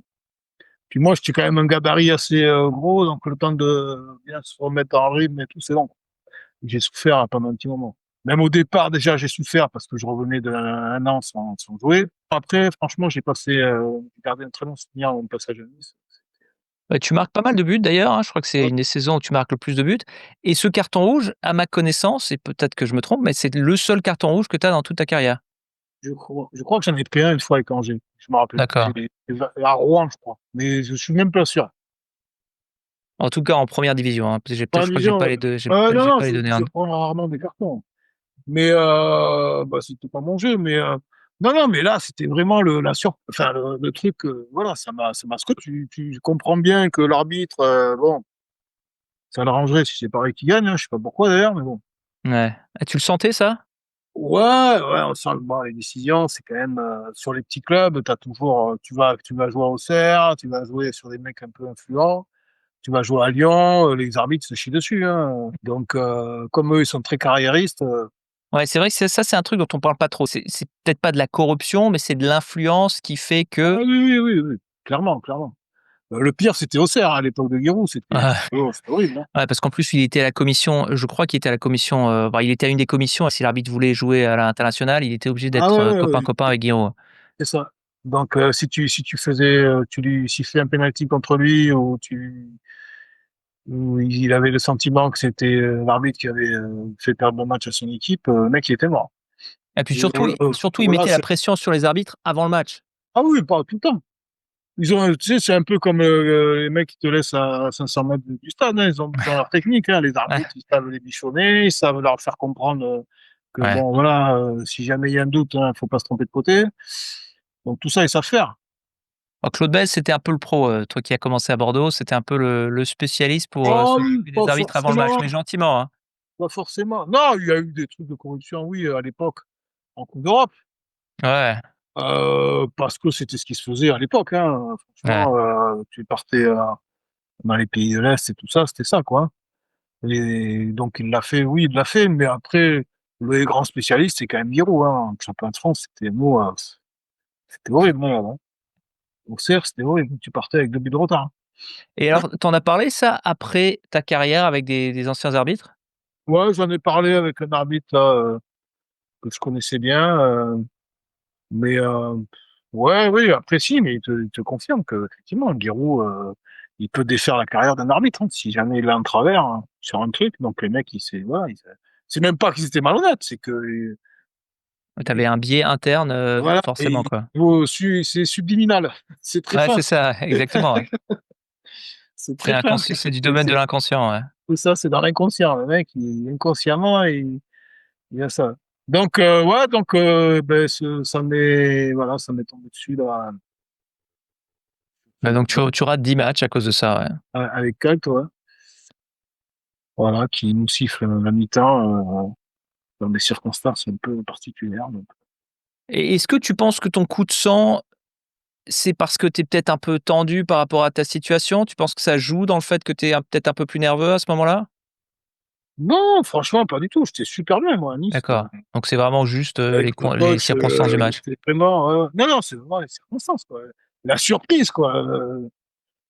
Quand tu t'attends à tout sauf à ça, quoi. Non, non, tu sens, voilà, c'est plus l'injuste, tu sens l'injuste, tu te dis, le mec, voilà, il veut pas qu'on gagne, quoi. Ouais. Ça peut être que ça, pour siffler, ou alors, t'as jamais joué au football et dès que ça tombe pile poil l'heure, tu siffles. Mais bon, je pense que quand tu arrives à ce niveau-là, c'est que quand même, t'as un Ouais, peu. surtout qu'il était, il me semble qu'il était arbitre international, Kalt. Enfin, il est Non, non, il était tout jeune, là, encore. Parce que moi, je ah l'avais d'ac eu à Sochaux, lui. Il m'avait arbitré déjà un match amical à Sochaux où il avait été, mais, d'une nullité sans nom. Quand je jouais, on avait fait un match amical Sochaux-Strasbourg, je crois. Oh, j'ai été choqué tellement il était mauvais. Et non, mais sérieux, en plus, j'ai dit, mais j'ai été le voir. Je dis, mais vous faites exprès ou ah bah, c'est ouais. Ah, tu étais allé le voir carrément? Tu as dit que Ah vous avez été oui, nuls? c'était des trucs, mais alors peut-être qu'il a lui-même, il a pas vu que, que le mec arrivait devant le but, hein, j'en sais rien. Ouais. Et c'est vrai qu'après, j'étais surpris de la carrière qu'il a fait, parce que je pense que ça, c'était le début de sa carrière. Et qu'après, il a fait quand même une bonne carrière. Ouais, dans mes souvenirs, il a fait une bonne carrière, Kalt. Et c'était une calamité au début, hein. Ah ouais. Non, mais après, on sent vite. Enfin, moi, je suis avec les jeunes et tout ça encore en ce moment, mais quand tu es sur les terrains, tu vois les arbitres qui ont jamais joué au football, qui ont pas le feeling du foot, qui savent pas analyser qui a fait faute, pourquoi, comment. Quand tu connais pas le jeu, voilà, c'est comme si moi, j'arbitrais du hockey sur glace ou je sais pas quoi, juste en connaissant les règles, quoi. J'ai pas la qualité du truc, je sais pas, tiens, pourquoi il a fait ça et quel déplacement ou le langage corporel des gens qui fait que ben, c'est plutôt l'attaquant qui a fait la faute plutôt que le défenseur. Tout ça, ils ont pas ce feeling-là, les gens. Ils ont pas pratiqué. Ou ils pratiquent très peu, donc, ou un très, très faible niveau et très peu, quoi. À un moment donné, c'est compliqué c'est quand même l'arbitrage, il y a quand même une bonne part d'interprétation aussi, quoi. Ouais, non, tu as de la psychologie, puis effectivement la connaissance du La connaissance du jeu. Ouais. Si tu connais pas le jeu, comme au rugby, un mec qui a jamais joué au rugby peut pas arbitrer du rugby. Parce que Ouais. c'est toujours, t'as toujours des fautes, mais t'as toujours, ah oui, il a fait faute parce qu'il y a toujours une explication, mais si tu connais pas le jeu, tu n'as pas la sensibilité du jeu, tu vas siffler toutes les fautes et tu peux pas jouer. Ouais. Basket, c'est pareil, si tu cites toutes les fautes, il y a toujours des fautes. Tout le monde se bouscule, machin, on te dit on se touche pas au basket, c'est pas vrai. Tout le monde se rentre dedans. Ouais, parce c'est un vrai que sport de contact. Ouais. il interprète. Il dit oui, là, oui, ok, mais bon, machin, là, ça compte, oui, c'est parce qu'il lit le jeu. Au foot, beaucoup d'arbitres ne sont incapables de lire le jeu. Et tu le sens, toi, en tant que joueur, tu te dis, le mec, il comprend rien au football, en fait. Et tu leur disais souvent, tu leur donnais souvent, toi, ton point de vue après le match? Qui aux arbitres? Ouais. Non, non, non. Moi, j'essaie de le prendre un peu. Non, j'avais plutôt des bonnes relations, en général. Après, là, c'est un coup. Franchement, c'est un coup malheureux. Le mec, il aurait été à 10 mètres de moi, j'aurais pas fait de rouge. Il était juste devant moi et que je me retourne, je le vois, qu'est-ce qu'il y a là? Ouais. Moi, j'ai vraiment essayé de retrouver les images, je suis allé même sur le site de l'INA, j'ai trouvé des images du match, mais malheureusement, j'ai pas pu voir cette, Et c'était, ouais, mais là, moi, je me suis fait expulser à la 45e, quoi. ouais, exactement, ouais. Ouais, ouais. Et donc, c'est le truc, quoi. C'est vraiment le choc en me disant, mais il se fout de ma gueule. Voilà, c'est pas possible, quoi. Après, j'ai jamais couru après un arbitre ou aller contester ou toucher un arbitre. Non, bah, je te dis, le fait que tu aies jamais eu de carton rouge, c'est quand même assez significatif, que tu en Ouais. aies pas eu, à part celui-là et surtout Après, pour j'en ai moi, eu ça a d'autres. l'air un peu excessif quand tu vois, quand tu vois ce qui se Mais passe parce que j'ai maintenant. touché l'arbitre, en fait, c'est ça. Ouais, Normalement, c'est 6 mois. Il y a eu Carambeu qui a eu la même histoire en finale, ou juste avant ou juste après, je sais plus. ouais, ça j'avoue que ouais. Si, il avait pris 6 mois, il a fait comme moi, je crois. Il a fait 6 mois et après, il a fait appel, il a eu 3. Quand il jouait à Nantes, je crois, il avait eu un carton rouge pareil parce qu'il lui avait mis 6 mois parce qu'il avait touché l'arbitre. Moi, j'ai touché Ouais. l'arbitre. Moi, je l'ai pas tapé, hein, sinon, Voilà, et tu penses je l'ai attrapé par le bras, comme ça, un peu vigoureusement, on va dire. fin de saison, alors, il me semble que tu es blessé, c'est ça? Ou en tout cas, tu as eu peut-être une blessure à l'intersaison. Qu'est-ce qui se Euh, passe? Non, non, après, je repars. Le problème, c'est que Nice avait des problèmes financiers, Ouais. puisque le président, c'était Boïs, André Boïs. Et ils cherchaient des repreneurs, ils savaient pas trop où ils allaient. Enfin, bon, bref. Moi, j'avais quand même un contrat assez conséquent. Et donc, en fait, je retourne à Sochaux, mon prêt de Sochaux, quoi. Parce qu'officiellement, j'appartenais à Sochaux. Et donc, ils ont pas pu me prolonger. Moi, je voulais rester à Nice. Ça n'a pas pu se faire par rapport à des problèmes financiers. Je retourne à Sochaux, enfin, je retourne plus ou moins, parce que c'était le président là qu'ils ont mis, c'était un mec de chez Peugeot. Enfin bon, c'était moi avec lui là, ça collait pas non plus. Il pensait qu'il parlait à Un ingénieur, en un automobile, ingénieur, un manutentionnaire. un manutentionnaire de chez Peugeot, quoi. Donc bon, ça a vite fait des étincelles. Ouais, d'accord. Là, c'était un peu aussi bras de fer comment ça s'appelle, pour résilier le contrat, puisque je voulais résilier mon contrat, je vais rester à Sochaux. J'ai pas envie de jouer à Sochaux. Bon, ils jouent en D2, ils avaient pris Noto, je crois qu'on a. Non, ils avaient pris Atibézique, je crois. Ouais, qui avait Atibézique ou ancien joueur. Noto, je Bah, sais c'était plus. pas Bazarevich, c'était pas, Non, oui, c'était. oui, il y avait les 2 Yougoslaves qui jouaient là-bas, Ouais, ouais, il ils y avait étaient là. Il y Hazibezic avait et Bazarevich, Baza, ouais. et il y avait Atibézique, je crois, qui est revenu. Bon, bref, moi, ça m'intéressait pas trop leur truc. Repartir en D2, tout ça. Mais après, bon, on a fini par résilier le contrat. Et moi, je devais signer, j'avais rencontré les dirigeants italiens là, qui m'avaient vu à l'époque. Puis bon, De quelle équipe? c'était Torino. Torino? C'est Ah, plus ou moins. et qui avait eu, c'est à cette époque-là aussi où c'est au Torino? C'est Angloma qui joue au Torino, mais je sais pas si c'est à la même Ouais, époque? ouais, c'était à peu près dans cette période-là. Ouais. Il y avait Abedi Pelé, un gros match. Après, non, ça s'est pas fait finalement, parce que bon, le président là, c'était un peu particulier. Finalement, j'étais parti à Marseille. Ça a duré quand même 6 mois le truc, le temps de rebondir, etc. Donc là, j'étais sans contrat ni rien.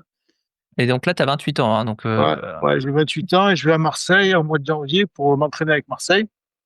Parce que Courbis, bon, était intéressé. Et je vais à Marseille et je m'entraîne 2, 3 semaines avec eux. Ça se passe plutôt bien. Parce que j'étais en bonne forme. Je me suis bien préparé. Et là, j'ai eu sur une semaine, je sais pas si j'ai un genou qui a gonflé. Donc, je sais pas trop ce que j'avais. Donc, je me suis mis au repos pendant une semaine. Je suis revenu, pareil, gonflé, les deux genoux cette fois. Et donc, bon, là, je comprenais pas trop. Donc, j'ai fait les examens, les machins, les trucs. Et puis après, ils m'ont décelé, en fait, une usure du prématuré du cartilage sur les deux genoux. Donc, une arthrose des genoux, en fait, quoi. Une arthrose, c'est-à-dire, ben, plus de cartilage dans les genoux. Donc, ben, ça s'est arrêté là, quoi. Ça s'est arrêté là parce qu'en fait, ben, quand t'as plus de cartilage, ben, c'est l'arthrose, hein. C'est Ouais. le genou d'un papy de 70 ans, quoi. On a eu Poulain qui avait eu un peu un problème similaire au genou. Il disait voilà, on peut te percer l'os, mettre de la mousse et ça peut te prolonger la carrière d'1 an. Et toi, tu avais cette option? Il fallait que tu arrêtes ta carrière immédiatement? Non, non, j'ai pas eu cette option de mousse, mais bon, si moi, on m'a mis du liquide Ouais, liquide fluidifié, physiologique? Ouais. voilà, des trucs fluides, là. On a essayé un peu, mais ça regonflait aussi. Et puis après, non, là, moi, après, c'était aller aux États-Unis faire des implants de, je sais plus quoi. Maurice a fait ça, je crois, enfin, Maurice, Ah de Lyon. du plasma, c'est ça? Ouais, du plasma qu'on remet Ouais, pour refaire ouais, le village. Enfin, bon, tout un ouais, histoire. c'est PRP, ça s'appelle ici, Plasma Replacement, Ouais. Mais bon, ça va bien pour marcher tous les jours, mais pour ouais. faire du sport de haut niveau, ben, Maurice, il a fait ça, au bout de 3 mois, ça fait, quoi. Donc, voilà, après, ben, moi, les deux côtés, j'avais les deux côtés. Et ça tu avais jamais eu de problème au genou avant, durant toute ta carrière? Non, non, j'avais eu un problème à un genou, comme un tous deux, j'avais eu un truc au genou, mais en 88 ou un truc comme ça, je crois, quand j'étais. Mais depuis, j'avais rien eu. J'avais vraiment rien eu. Ben, après, voilà, j'ai découvert que, ben, c'est un problème osseux, quoi, en fait, hein. Ouais, Pas de cartilage, donc, pas de solution non plus, parce que ça se soigne pas. Vaut mieux ouais, le avoir, cartilage, si tu en as plus, tu peux rien faire, quoi. tu peux rien faire, donc voilà. Alors, à chaque fois que je m'allais là, ben, depuis cette époque-là, dès que je fais, c'est pour ça que je fais plus trop je peux pas faire de sport. Appui. Voilà, je fais un peu de muscu, je fais un peu de natation, mais je peux pas faire un sport où il y a des appuis, latéraux. Ouais, pas de paddle pour toi? Ah, j'ai fait une fois du paddle, ben, pendant une semaine, je pouvais plus marcher. Ah ouais, ah J'ai ouais, tous les genoux qui gonflent, quoi, qui se remplissent d'eau. Parce que il y a ouais, le frottement entre le fémur et l'os du tibia, là. Comme il ouais, n'y a plus de cartilage qui fait tampon, ben la réaction du corps, c'est d'envoyer de la flotte. ouais. J'ai les genoux qui quadruplent de volume, là, qui se remplissent d'eau. Bon, après, je fais plus de pied, moi. Enfin, bon, après, voilà, t'as un genou qui est une patate, t'as une pastèque à la place du genou, quoi. Waouh. Et Et donc, alors, ben, voilà, moi, je vis avec ça depuis cette période-là. je reviens à Poulain parce que lui, il s'est fait remplacer les genoux il y a pas longtemps. J'ai l'impression qu'il y en a pas mal d'ailleurs, hein. Je crois que Marius Trésor aussi, j'ai l'impression que Oui, c'est un peu Marius, le c'est le dos, le plus plutôt. ouais, enfin Marius, j'ai l'impression qu'il est un peu, Il est un peu partout, ouais. ouais, c'est ça, c'est un peu l'homme qui valait 3 000 000 te faire remplacer le genou, ça résout pas le problème? Bah, bah, aujourd'hui, je vais avoir bientôt 60 ans. Bon, je vais pas aller faire du sport comme un Tu vas avoir fou. bientôt 60 ans? Et j'ai 57, là. Ah mais tu fais 10 ans de moins que moi, hein. Alors que j'en ai 47 donc J'ai 57 ans, moi. Donc, ah bon, aller me remplacer le genou à 57 ans, c'est quoi? Je vais pas aller faire du triathlon, machin. Donc, tant que moi, je peux marcher, j'ai pas de douleur au quotidien. ouais, À part si je fais, voilà, si je vais faire du paddle, oui, je vais avoir des douleurs. ouais, Et j'ai pas de douleur au quotidien, ça va, tant que c'est «vivable» entre guillemets. ouais, Pas envie de passer sur un truc chirurgical, quoi. Donc moi, Courbis, il m'avait déjà fait signer, il m'avait déjà vendu, enfin, il avait tout fait, hein. ouais. J'avais pas encore signé qu'il m'a déjà vendu, je sais pas où. Il me dit bon, tu joues 6 mois, après je vais voir avec tel club en Espagne, machin truc. Écoute, moi, si tu veux, ouais, pas de souci. Et alors, à 28 ans, ce qui est généralement l'âge à laquelle, les joueurs atteignent leur plénitude, toi, tu es obligé de prendre ta retraite. Mmh. Comment tu le vis ça? Ça Ah, doit être ouais, très, j'ai très, très passé dur. une année, voire 2 années un peu compliquées. Un peu la tête dans le seau. Bon, après, ouais, j'ai été un peu comment dire, en autarcie, là, sur mon truc. Je me suis un peu isolé. Ouais, enfin, j'imagine tu dois être en dépression. Enfin, j'imagine, moi, je me mets Oui, à ta oui, place, c'est j'aurais été en aujourd'hui, je dépression pense. totale. pense qu'on, ouais, c'était un peu ça, ouais. Pas extérieurement, ça se voyait pas, mais c'est vrai que j'étais un peu replié sur moi, je sortais plus trop, voilà, j'étais, ouais, j'ai sous une forme de latence. Ouais, Aujourd'hui, on peut analyser ça comme de la dépression, je pense. ouais, Mais bon, après, voilà, sur le coup, je l'ai pas vécu comme une dépression, mais ouais. c'est un peu ça, quoi. Ouais, parce que c'est tabou à l'époque, hein, la santé mentale des joueurs, c'est complètement tabou, personne n'en Donc, parle, ouais, personne ouais, du se jour au lendemain, blesse.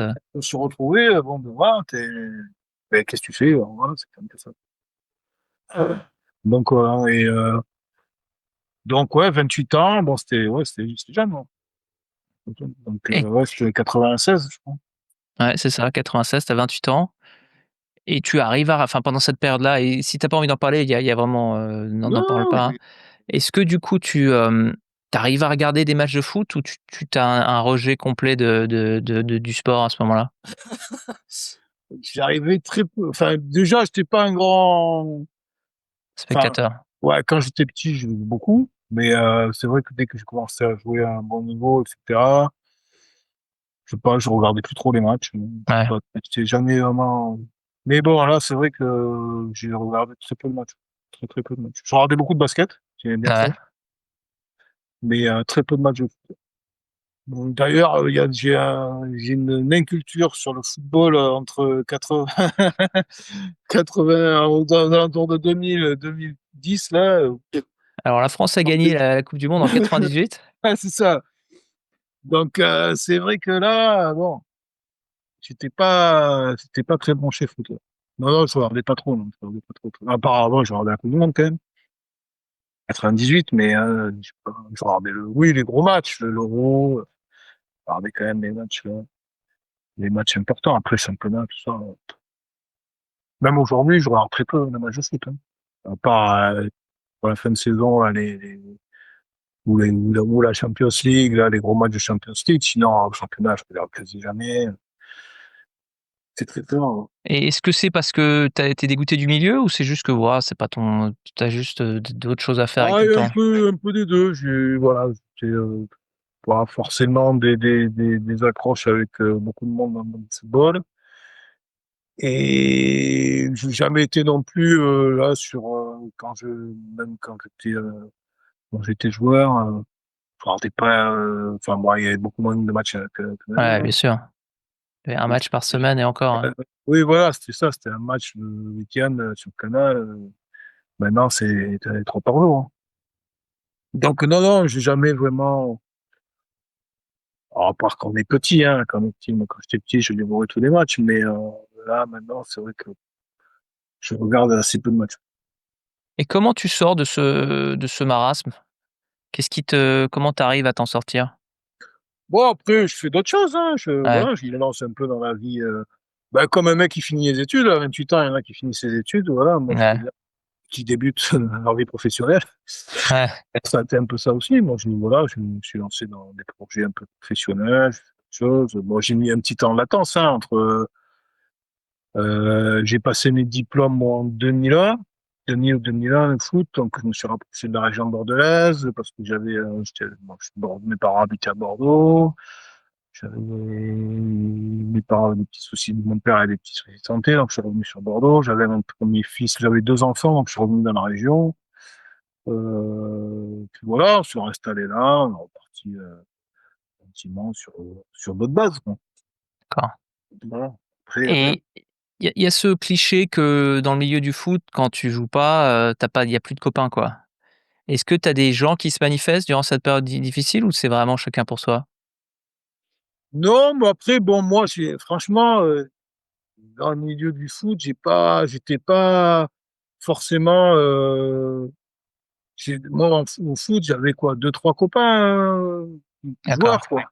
Après, j'avais plus des potes, extérieurs que des potes, joueurs de foot, quoi. Donc après, moi, au fur et à mesure, je suis revenu dans ma région, j'ai retrouvé les amis que j'avais là, voilà, je faisais des activités ici. Après, j'avais, voilà, ma vie de famille avec mes enfants.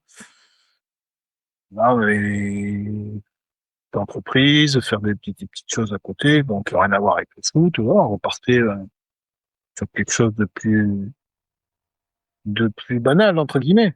Mais t'es pas en attente de dire, tiens, machin, va me donner un coup de main, ou truc. J'ai jamais vraiment été dans ce registre-là, quoi, de compter sur le Pierre Paul Jacques pour me, voilà, des fois, je voyais, j'ai vu quand je suis revenu à Bordeaux, je passais mes diplômes, je voyais les gars des Girondins, que je connaissais, hein, Dogon, Jean-Philippe Dogon, comment il s'appelle, Philippe Lucas, des gars avec qui je compte Patrick Battiston qui était directeur du centre, voilà. Oui, après, j'ai pas été quémandé, quoi que ce soit, quoi. Ouais.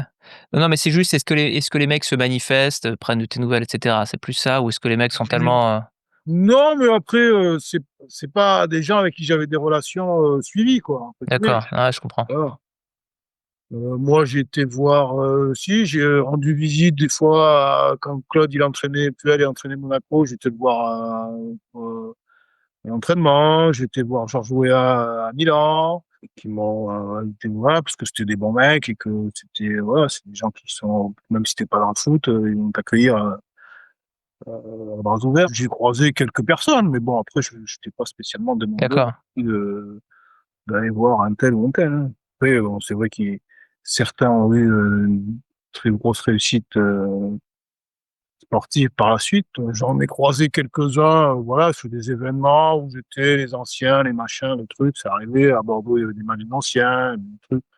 Mais bon, c'est pas tellement mon créneau, donc voilà, après moi, je fais ma vie. Je cours pas après les gens, hein. D'accord. Alors, je t'avais promis que ça prendrait pas longtemps et là, on a déjà pris énormément de ton temps. Donc, on va passer rapidement à la dernière partie. C'est les questions mitraillettes où là, il faut répondre à l'instinct, comme une reprise de volée. C'est parti. Quelle est la plus grosse fiesta que tu as faite à la suite d'un match ou d'une saison? Oula, il y en a quelques-unes. D'accord. Alors, la plus mémorable. Je pense que c'était quand je jouais à Angers, À Angers, d'accord. puisqu'on avait une équipe assez festive. Et Il y a des détails particuliers où tu termines dans une poubelle à la fin de la soirée ou, ouais, c'est pas loin, pas loin. On a dormi, t'es dans un château, je crois, mais bon, enfin bon, on s'est réveillé, euh, on s'est réveillé un peu tard par rapport à ce qui était prévu, donc on croisait des gens qu'on ne veut pas croiser, quoi. Ça a fini pas très bien. La plus grosse baston à laquelle tu as assisté ou participé? Euh, en pro Ouais. ou Wow, les 2, je sais pas, la plus belle, la plus mémorable. la plus grosse baston, je pense que c'était aussi à Angers. On avait je crois que c'est à Lorient où on a eu une bagarre générale dans le tunnel. Ah ouais, Ouais. d'accord. Donc ça a commencé dans le tunnel, ça a fini dans les vestiaires. Que Lorient est pas connu comme une place particulièrement, Non, mais je sais pas ce qui s'est passé ce jour-là. Voilà, et à Rouen aussi, ben, je crois que j'avais pris un rouge. Mais bon, c'était sur le terrain, donc c'était vite fini. Mais là-bas, ça avait duré un peu. ça s'est dit dans les couloirs, c'est-à-dire genre vous distribuez des bourre-pif ou, Ouais, c'est ça. Ouais, c'est une grosse distribution. Après, ça rentre dans le vestiaire. Ah ouais, donc avant le match ou pendant à la mi-temps ou Ah, après le match? après le match. Après le match. Après le match, d'accord. Ouais. Parce D'accord. avec le kiné, je crois, enfin, il y avait un mec du staff. Enfin, c'était. Après, il y a 3, 4 joueurs qui sont rentrés dans le vestiaire. Dans votre vestiaire? Non, non, dans celui de Lorient. Ah On avait des tendus un peu à l'époque. d'accord. On se parlait dans le vestiaire. Ouais, enfin, on était allé dans le vestiaire, ça finit. Ça a été assez tendu.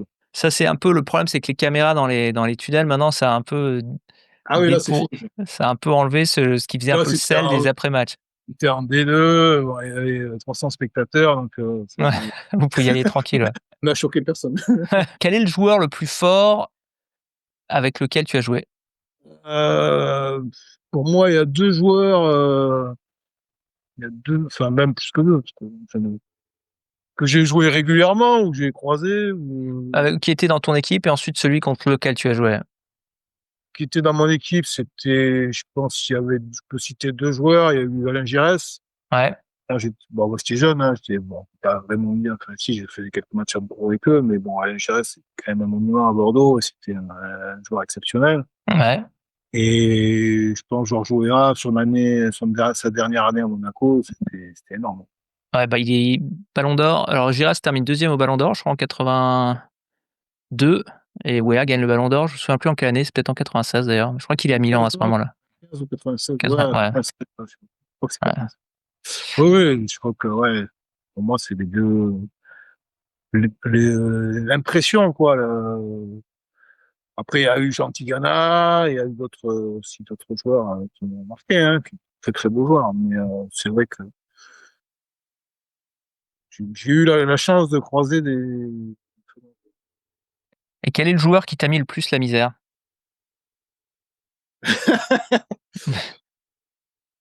Ouais, le joueur qui m'a mis le plus la misère. C'est-à-dire vraiment quand tu jouais contre lui ou après un match, tu t'es dit: «C'était horrible». Ouais. Bon, moi, j'étais un offensif, alors bon, c'était pas forcément. Après, le joueur, j'avais un joueur que j'aimais pas trop rencontrer. Bah, ça peut être un défenseur qui te marquait, hein, ça peut être, Ouais, ouais, ouais, un défenseur. Ouais, de Lens. Merde, j'ai oublié son nom. Jimmy, Joby beaucoup. Ah d'accord. J'aimais pas jouer contre lui. J'aimais pas jouer. Bon, c'était pas. Après, voilà, parce qu'il était vraiment athlétique et tout, et il allait vite. Enfin voilà, il avait quand même. Je sais pas, j'avais du mal contre lui. Voilà, j'aimais pas trop. Je n'aimais pas trop affronter. Ouais. Quel est ton club de cœur? Mon club de cœur, bah, je suis né à Bordeaux, j'ai grandi à Bordeaux, j'ai fait 10 ans au Girondins, donc c'est les Girondins de Bordeaux, mon club de cœur. Mais voilà, je suis aussi les clubs où je suis passé, où j'ai pris du plaisir, Angers, Nice, Co, évidemment. Voilà, c'est des clubs, on peut dire que c'est des clubs de cœur aussi, mais mon vrai club, moi, de cœur, c'est moi, quand dans les années 70, mon père m'a amené au stade à Bordeaux, voir à l'époque, il y avait déjà Giresse qui jouait, voir Tokoto, les vieux de la vie qui Heu, avant l'ère Jacquet. Donc j'ai connu le Cosmos de New York qui est venu jouer à Bordeaux. Enfin voilà, c'était plein de matchs, que ce soit dans les tribunes en bas sur la piste ou à l'époque ou en tribune. et tu étais ramasseur de balles aussi à un moment, j'imagine? Oui, j'ai fait ramasseur de balles quand j'ai joué au Girondins dans les petites catégories. J'ai fait des levées de rideau quand on était en minime, cadet, etc. À l'époque, il y avait des levées de rideau. Voilà, moi j'ai grandi avec les Girondins. Donc j'étais au match de la Juve, de notre fameux match, la demi-finale Ouais, contre la Juve de Platini. de Platini. Et mon club de cœur, c'est Bordeaux. Quelle est la plus grosse enculade que t'as fait un club ou un agent? Ah, j'essaie de trouver un meilleur mot, mais je trouve pas. Euh, Bon, après, je vais pas rentrer dans le détail du truc, mais je pense que c'est quand je suis parti d'Angers pour aller à Monaco. Voilà, j'avais un truc dans le contrat écrit, marqué, que le club d'Angers n'a pas voulu respecter, qu'ils se sont débrouillés pour pas le respecter. Ça marche. Est-ce qu'il y a un match que tu voudrais refaire? Qui Ouais, te donne des cauchemars encore, c'est la Coupe des Coupes. Ouais. Oui, oui, compréhensibles? c'est le match. C'est vrai que ce match-là, bon, voilà, on travers. Hein. Ou est-ce que tu rêves parfois que tu refais un match? Ou tu as un match qui te donne un cauchemar en particulier? Un match, non, non, pas spécialement. Non, franchement, non. À part ce match-là, là, qui vraiment est resté en travers, mais sinon, non, non, je sais pas. Un match, ouais, j'ai un match j'ai un autre match en travers, mais bon, c'est pas un cauchemar non plus. Si, j'ai un match où je suis passé, je pense que je suis passé à travers, et puis, bon, voilà, c'est un regret, ouais, c'est un regret. C'est le match, C'est c'était le match en Italie, à Naples, là. ta 2e section, ouais. Ouais, mon deuxième sélection, ouais, ouais, je passe à travers le match, je sais pas. Vous le gagnez quand même, hein, bizarrement? Oui, oui, bah, c'était pas que ma, que ma Ouais, prestation, mais ouais. oui, on gagne, mais bon, c'est vrai que moi, je suis complètement, je sais pas, c'est pareil, j'ai une impression bizarre sur ce match-là où je suis pas dedans, je suis pas dans le coup. À quel moment tu te trouves le plus fort? Quel est ton match référence ou ta saison référence? Ma saison référence pour moi, c'est la deuxième à Monaco, je pense. Ouais, Mon match référence, c'est la dernière, bizarrement, c'est la dernière année. Pour moi, un de mes meilleurs matchs dont j'ai le souvenir, après, c'est vu de l'intérieur, hein, c'était le match à Marseille, le fameux match où on nous a annoncé l'équipe et puis il est parti. ouais. Ce match-là, là, ouais, notamment la première mi-temps de ce match-là, pour moi, c'était un de mes meilleurs matchs à Monaco. Tu avais peut-être pas besoin de consignes alors finalement? Ouais, c'était peut-être pour ça. Puis bon, il y avait le public marseillais, donc ça m'a toujours un peu Ça chauffé. chauffait, ouais. Et je pense que c'est ça, c'est ce match-là où j'ai ma sélection de Jacquet, parce qu'il est au match, Jacquet, au Naples, parce que là, je fais vraiment un gros match. Et j'ai Dimeco en face de moi, qui a été pris d'ailleurs aussi. Finalement, Ouais. il a été- Ouais. Et maintenant que j'y repense. Et ouais, je pense que c'est celui-là. Ouais. C'est ma dernière, c'est un 93-94, je crois. Ouais. À D'accord. Marseille. D'ailleurs, on a failli mourir au retour, on a failli casser la gueule en avion. Ah ouais? Ouais, c'était chaud.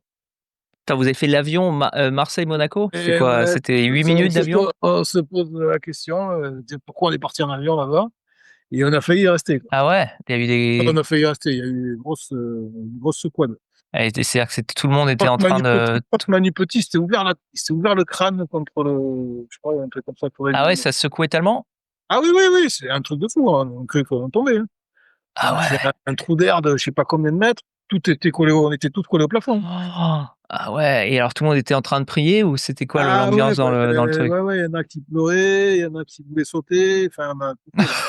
Oh Il y en a qui putain, on enfin a fait je rigole, mais ça doit être horriblement ça ah doit être ouais, tendu, c'était hein? mais si vous avez les anciens Monégasques, je pense que ceux qui étaient là, ils doivent s'en rappeler. Ah, personne m'en a parlé, hein. Alors là, par contre, je vais leur demander. Ici, Ah ouais, après cet incident, tu vois tes coéquipiers d'une façon un peu différente vu de la manière dont ils ont réagi ou pas du tout? ah ouais, il y en a un ou deux qui étaient au bord du suicide, je sais Ah pas. ouais, à ce Ouais. point-là? Et Ah oui, il y en a qu'on a été obligé d'asseoir, enfin, qui voulaient sortir. Bon, moi, mais genre qui voulaient genre sauter par le non, c'était chaud. waouh! Mais c'était bizarre, hein, ça n'a pas duré très longtemps, mais Ouais, ça ouais, parce que ça a dû durer 30 secondes le truc, non? ouais, J'imagine un trou d'air, ça dure pas un si peu plus longtemps. quand même. Il y a eu 2-3 secousses assez fortes, et puis d'un coup, on avait l'impression que l'avion est tombé de 300 mètres, quoi. Waouh! Donc, tous les plateaux partout, ceux qui étaient pas, je crois que Manu Petit s'est ouvert la tête. Enfin, Waouh! Et à l'inverse, tu as des joueurs qui sont, ultra zen pendant le truc et tu dis: «Putain, ces mecs-là, c'est des dieux». non, mais après, on regarde pas ce que font les autres, Ouais, ouais, ouais. On est un peu, voilà, hein, on se dit, oula, voilà, peut-être le dernier jour qui est arrivé, là. Ouais, Non, c'était c'est un peu chaud, ouais, ce truc-là. Ouais, ouais, j'ai connu, j'imagine. nous, on avait l'habitude de prendre des petits coups, donc, on a eu deux, trois trucs un peu.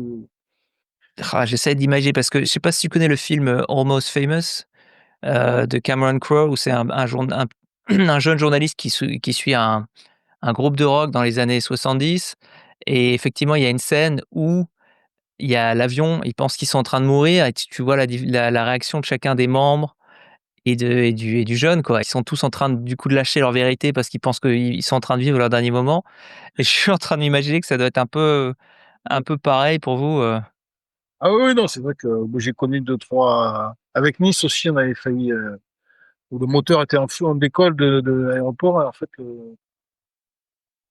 et un moteur qui était en train de brûler, quoi. Donc, bon, ça fait un peu bizarre quand tu tournes la tête, Ouais, tu m'étonnes, ouais. et donc, bon, ça s'est bien terminé, mais ouais, enfin, voilà, il y a des petites histoires comme ça. Mais c'est vrai que quand tu D'accord. fais des petits coups comme ça. Mais là, sur ce match-là, ouais, je sais pas, d'ailleurs, on s'est posé la question, pourquoi on est parti en avion Ah à parce que Marseille? ça doit être 7 minutes d'avion, même pas? Non, il y a une demi-heure, quoi. Non, j'exagère, mais c'est pas très loin, quoi, en voiture ou en Il y a car. 200 kilomètres. Qu'est-ce que tu as fait de tous tes maillots dans ta carrière? Ah, mais là, j'ai déménagé il y a pas longtemps, donc il m'en reste pas beaucoup, mais j'en ai Ouais, encore quelques-uns. J'en ai encore quelques-uns. Mais bon, j'en ai pas beaucoup. Bon, on va dire. et quand tu as déménagé, quoi, tu les as bazardés ou tu les vends? Qu'est-ce que tu Non, fais? ils sont dans un sac, en fait. Et puis, ma femme m'a dit, ouais, pourquoi tu veux ça? Bon, c'est le souvenir. Mais bon, c'est vrai que. Écoute, si tu veux te débarrasser de certains, moi les maillots de Monaco de l'époque, je les adore, hein, donc Ouais, ouais, Monaco, je crois que j'en ai un ou deux, mais j'en ai plus beaucoup, ouais. Les Tamoils. si tu es prêt à les vendre, hein, moi je avec Non, grand plaisir. non, je ne connais pas, mais. Non, je suis de l'équipe de France, je crois, j'en ai un de Nice. Angers, j'en ai pas. J'en ai un de Bordeaux, là, quand j'étais revenu avec les anciens, bon, c'est mon maillot de pro, et j'en ai, ouais, le reste, c'est Monaco. Ouais, parce que ce maillot, c'était le maillot, Tamoil. Ah, il est beau, hein, celui-là. Il y a celui-là et celui avec l'ADA qui est magnifique. Celui RMC, il y a pas mal aussi un peu avant. Là, c'est plus vieux, ça, hein. Ouais. Là, c'est génération Jeannot Petit, ça. Ouais, ouais, c'est possible, ouais. Est-ce qu'on a déjà essayé de t'acheter pendant un match ou avant un match? Est-ce que quelqu'un est déjà venu te voir directement, genre: «Ouais, voilà, écoute, on a besoin que tu lâches le match» ou des trucs comme ça? Non, non, non. Non, d'accord.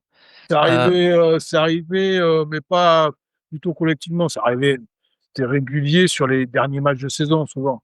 Ah, Ça, c'est vrai, mais là, est-ce que du coup, c'était: «Ah, ce serait sympa si tu pouvais» ou voilà. c'était Non, un peu non, parce que bon, les gars, on voit rien, on joue rien, si nous s'il y a un match nul, tout le monde est content, voilà, quoi. vous étiez Ça, sensible à ce genre de truc ou? ça arrivait, ça arrivait. Ouais, Ça arrivait.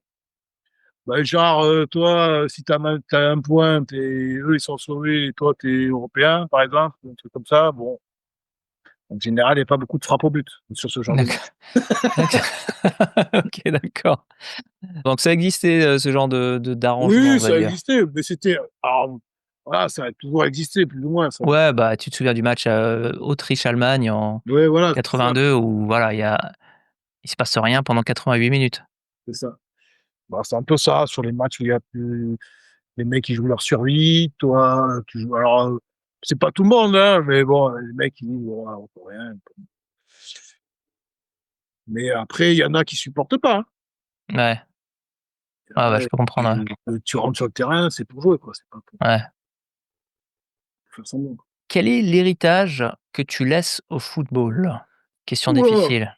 Ouais, Moi, je laisse pas grand-chose comme héritage, hein. Non, moi, enfin, c'est plutôt moi qui apprend des trucs du foot que moi qui vais laisser des trucs au foot. Non, après, j'ai pas un héritage, moi. Je sais pas, disons qu'après, moi, j'ai vécu ça un peu, le foot, quand je te disais là sur mes choix, tout ça, manque de maturité, quelquefois, je vivais ça un peu au jour le jour. Donc voilà, j'ai pas forcément fait de plan de carrière. Il y en a qui étaient plus carriéristes entre guillemets, qui avaient une vision très très claire de ce qu'ils voulaient justement laisser ou pérenniser. Moi, je suis pas du tout dans ce truc-là. Je fais ça comme un jeu, comme du plaisir, voilà. Et c'est vrai qu'à un moment donné, quand tu perds le plaisir, c'est compliqué parce que si ouais, si t'es pas dans un plan de carrière ou comme certains où tu as vraiment des objectifs bien précis. Voilà, moi j'avais rien de précis en tête. Voilà, je jouais au foot comme je jouais à la base dans mon quartier. J'essayais. avec les copains, quoi. Voilà, c'était un peu ça. Bon après, c'est pas un héritage, hein, mais c'est plus un petit peu l'état d'esprit que j'avais, quoi. Ou peut-être certains choix un peu douteux. Tu penses à quel choix en particulier? Ben, surtout pour moi le choix qui a le plus altéré ma carrière entre guillemets, c'est Sochaux, quoi, hein. C'est Monaco Sochaux. Quel est le meilleur conseil qu'on t'a donné dans le foot? Ou pour ta carrière? Le meilleur conseil qu'on m'a donné dans le foot. J'ai retenu un conseil,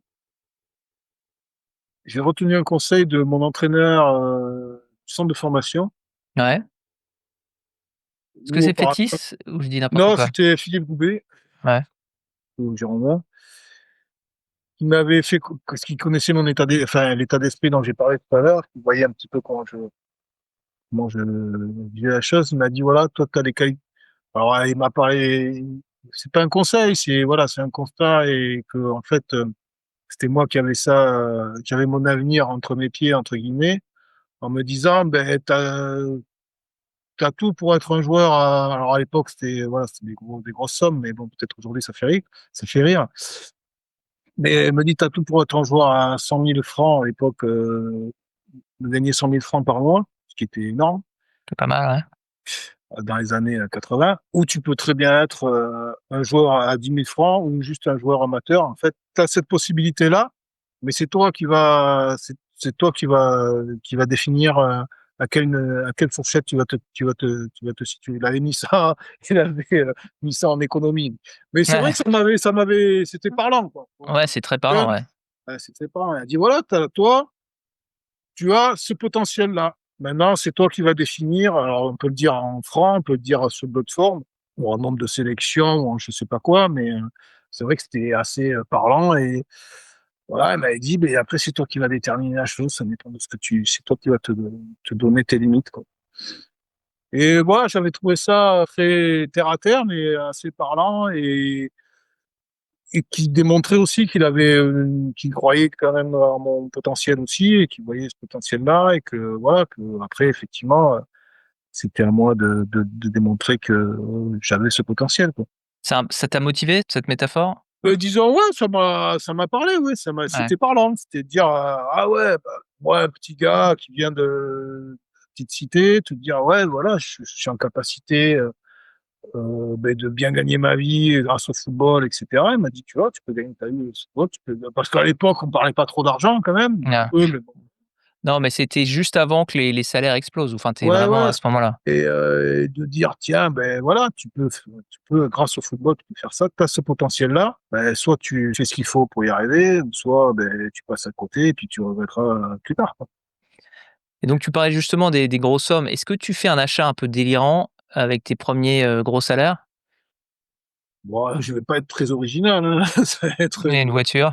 voiture. Ah, Il y a rien de... Oui, oui, enfin, délirant.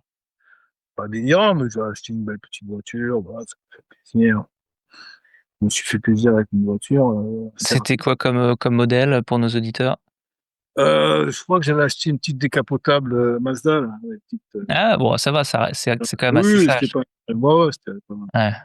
Quel est ton meilleur pote actuel dans le monde du foot, si tu en as encore? Dans le monde du foot, euh, enfin, qui est un ancien pro. Ouais, Moi, j'ai plus trop de contact, en plus de ma génération, via Hervé Rollin, on se croise de temps en temps, d'accord. et sur Bordeaux, Mmh. voilà. Là, j'ai revu ceux, malheureusement, dans des conditions un peu particulières, les anciens d'Angers, puisque Cédric Dory est décédé en fin d'année dernière, je crois. Donc, on s'est retrouvés à l'enterrement, mais ouais, je vous revois, j'ai de temps en temps Jean-Marie Aubry, qui est un ancien de Monaco aussi, d'ailleurs. Ouais. Mais bien après moi. J'ai croisé Laurent Viot, mais qu'on ait des contacts réguliers d'anciens pros comme ça, non, pas de. J'ai plus de contact forcément avec des anciens joueurs avec qui j'ai joué, quoi. Et donc là, toi, tu es au Stade Bordelais. Ouais. Est-ce que c'est affilié aux Girondins ou pas du tout? Est-ce que c'est genre le feeder? Non, c'est pas un club dans lequel, les Girondins iraient puiser, bah, de toute façon maintenant j'imagine Bah, que et de toute façon, c'est un club amateur, donc ils viennent pas ouais, nous utiliser. Mais non, non, c'est un club pas concurrent, puisqu'on n'est pas concurrent, mais c'est un autre club de Bordeaux. ouais, Un autre club historique de Bordeaux, puisqu'il date quasiment en même temps que les Girondins. ouais. Et en foot, on est en National 3. Ok. Et comment tu vois, toi, pour lequel, les Girondins de Bordeaux est le club de cœur, comment est-ce que tu vois la situation? Tu penses qu'ils vont nous faire, quelque chose comme Strasbourg ou est-ce que tu es pessimiste sur le futur des Girondins? Ben, franchement, bon, je côtoie un peu les coachs des équipes de jeunes, là, puisque on aime bien se rencontrer. Après, c'est vrai qu'ils sont un peu plus dans le flou, quoi. Ouais, Ouais. C'est un peu le flou intégral là-bas. On sait pas trop comment ça va se finir, quoi. Parce qu'il y a le tribunal de commerce qui conduit la suite à chaque fois, mais bon.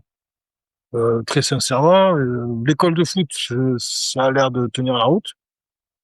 Enfin, les catégories, ils ont gardé que quelles catégories? Ils ont gardé les 18, c'est les 15 et les 14, je crois. ouais, Il y a plus que 3 catégories.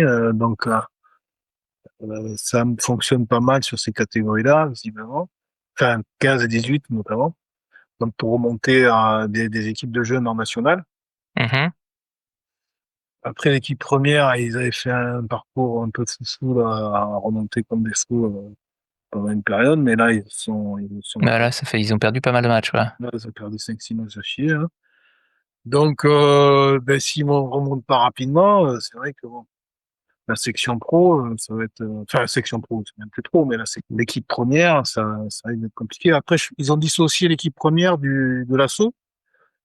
Donc, l'association qui garde l'école de foot. Mais bon, s'il y a l'équipe première qui est en liquidation, je sais pas Ouais, je sais comment pas ça non se plus comment goupille, ils vont faire. le truc. Donc, je sais pas trop. Franchement, je suis pas forcément un grand optimiste par rapport au fait qu'il serait remonté de suite en national. Bon, ça fait un élan, ça fait un truc, mais là, Ouais. pas le chemin. Bah, moi, je suis de Strasbourg et effectivement, Strasbourg, ils ont eu, rétrospectivement, on se rend compte de la chance que Strasbourg a eu, quoi, parce qu'ils sont remontés, On montait illico. Ils ont fait 3 divisions, je crois, en 3 ans, ce qui est vraiment miraculeux parce que quand ils reprennent leur première saison, ils ont même pas d'équipe. Je crois qu'ils sont obligés de faire forfait pour les 2 premières journées parce qu'ils ont vraiment tout liquidé. C'est ce qu'a fait quasiment Bordeaux. Mais ils Ouais. ont même pas fait forfait. Ils ont eu la chance, on leur a reporté le match. Ouais, c'est ça. C'était forfait. Ouais. Dernière question, qui était le plus mal sapé dans le vestiaire de Monaco? Mal sapé. Après, voilà, c'est un avis perso. Bon, Ouais. je vais dire que Claude Puel, c'était un peu old school, quoi. Ouais. C'était pas trop dernier cri, mais voilà. On va dire ça. C'est pas pour ça tant que ça soit mal sapé, mais bon, c'était pas dans l'air du temps, on va dire. Mais on avait aussi les Libériens à l'époque, Ouais. là, les Wea, Ikpeba, Deda, etc., qui avaient des sapes un peu particulières aussi. un peu flashy. Ouais, un peu flashy, là, des trucs, les jeans de toutes les couleurs. Donc voilà, je pense qu'à la limite, je mettrais peut-être une pièce sur eux. Ouais. D'accord, OK. C'est noté. Bah, écoute, merci Jérôme d'avoir passé autant de temps. Merci beaucoup pour tout, hein. C'était hyper sympa ta disponibilité. Pas de souci, merci à toi. Écoute, à très bientôt. À bientôt. Et si tu trouves un maillot dont tu veux te débarrasser, hein, je le T'inquiète. prends avec plaisir. À très bientôt. À bientôt, Passe une bonne salut. fin de journée. Bye bye.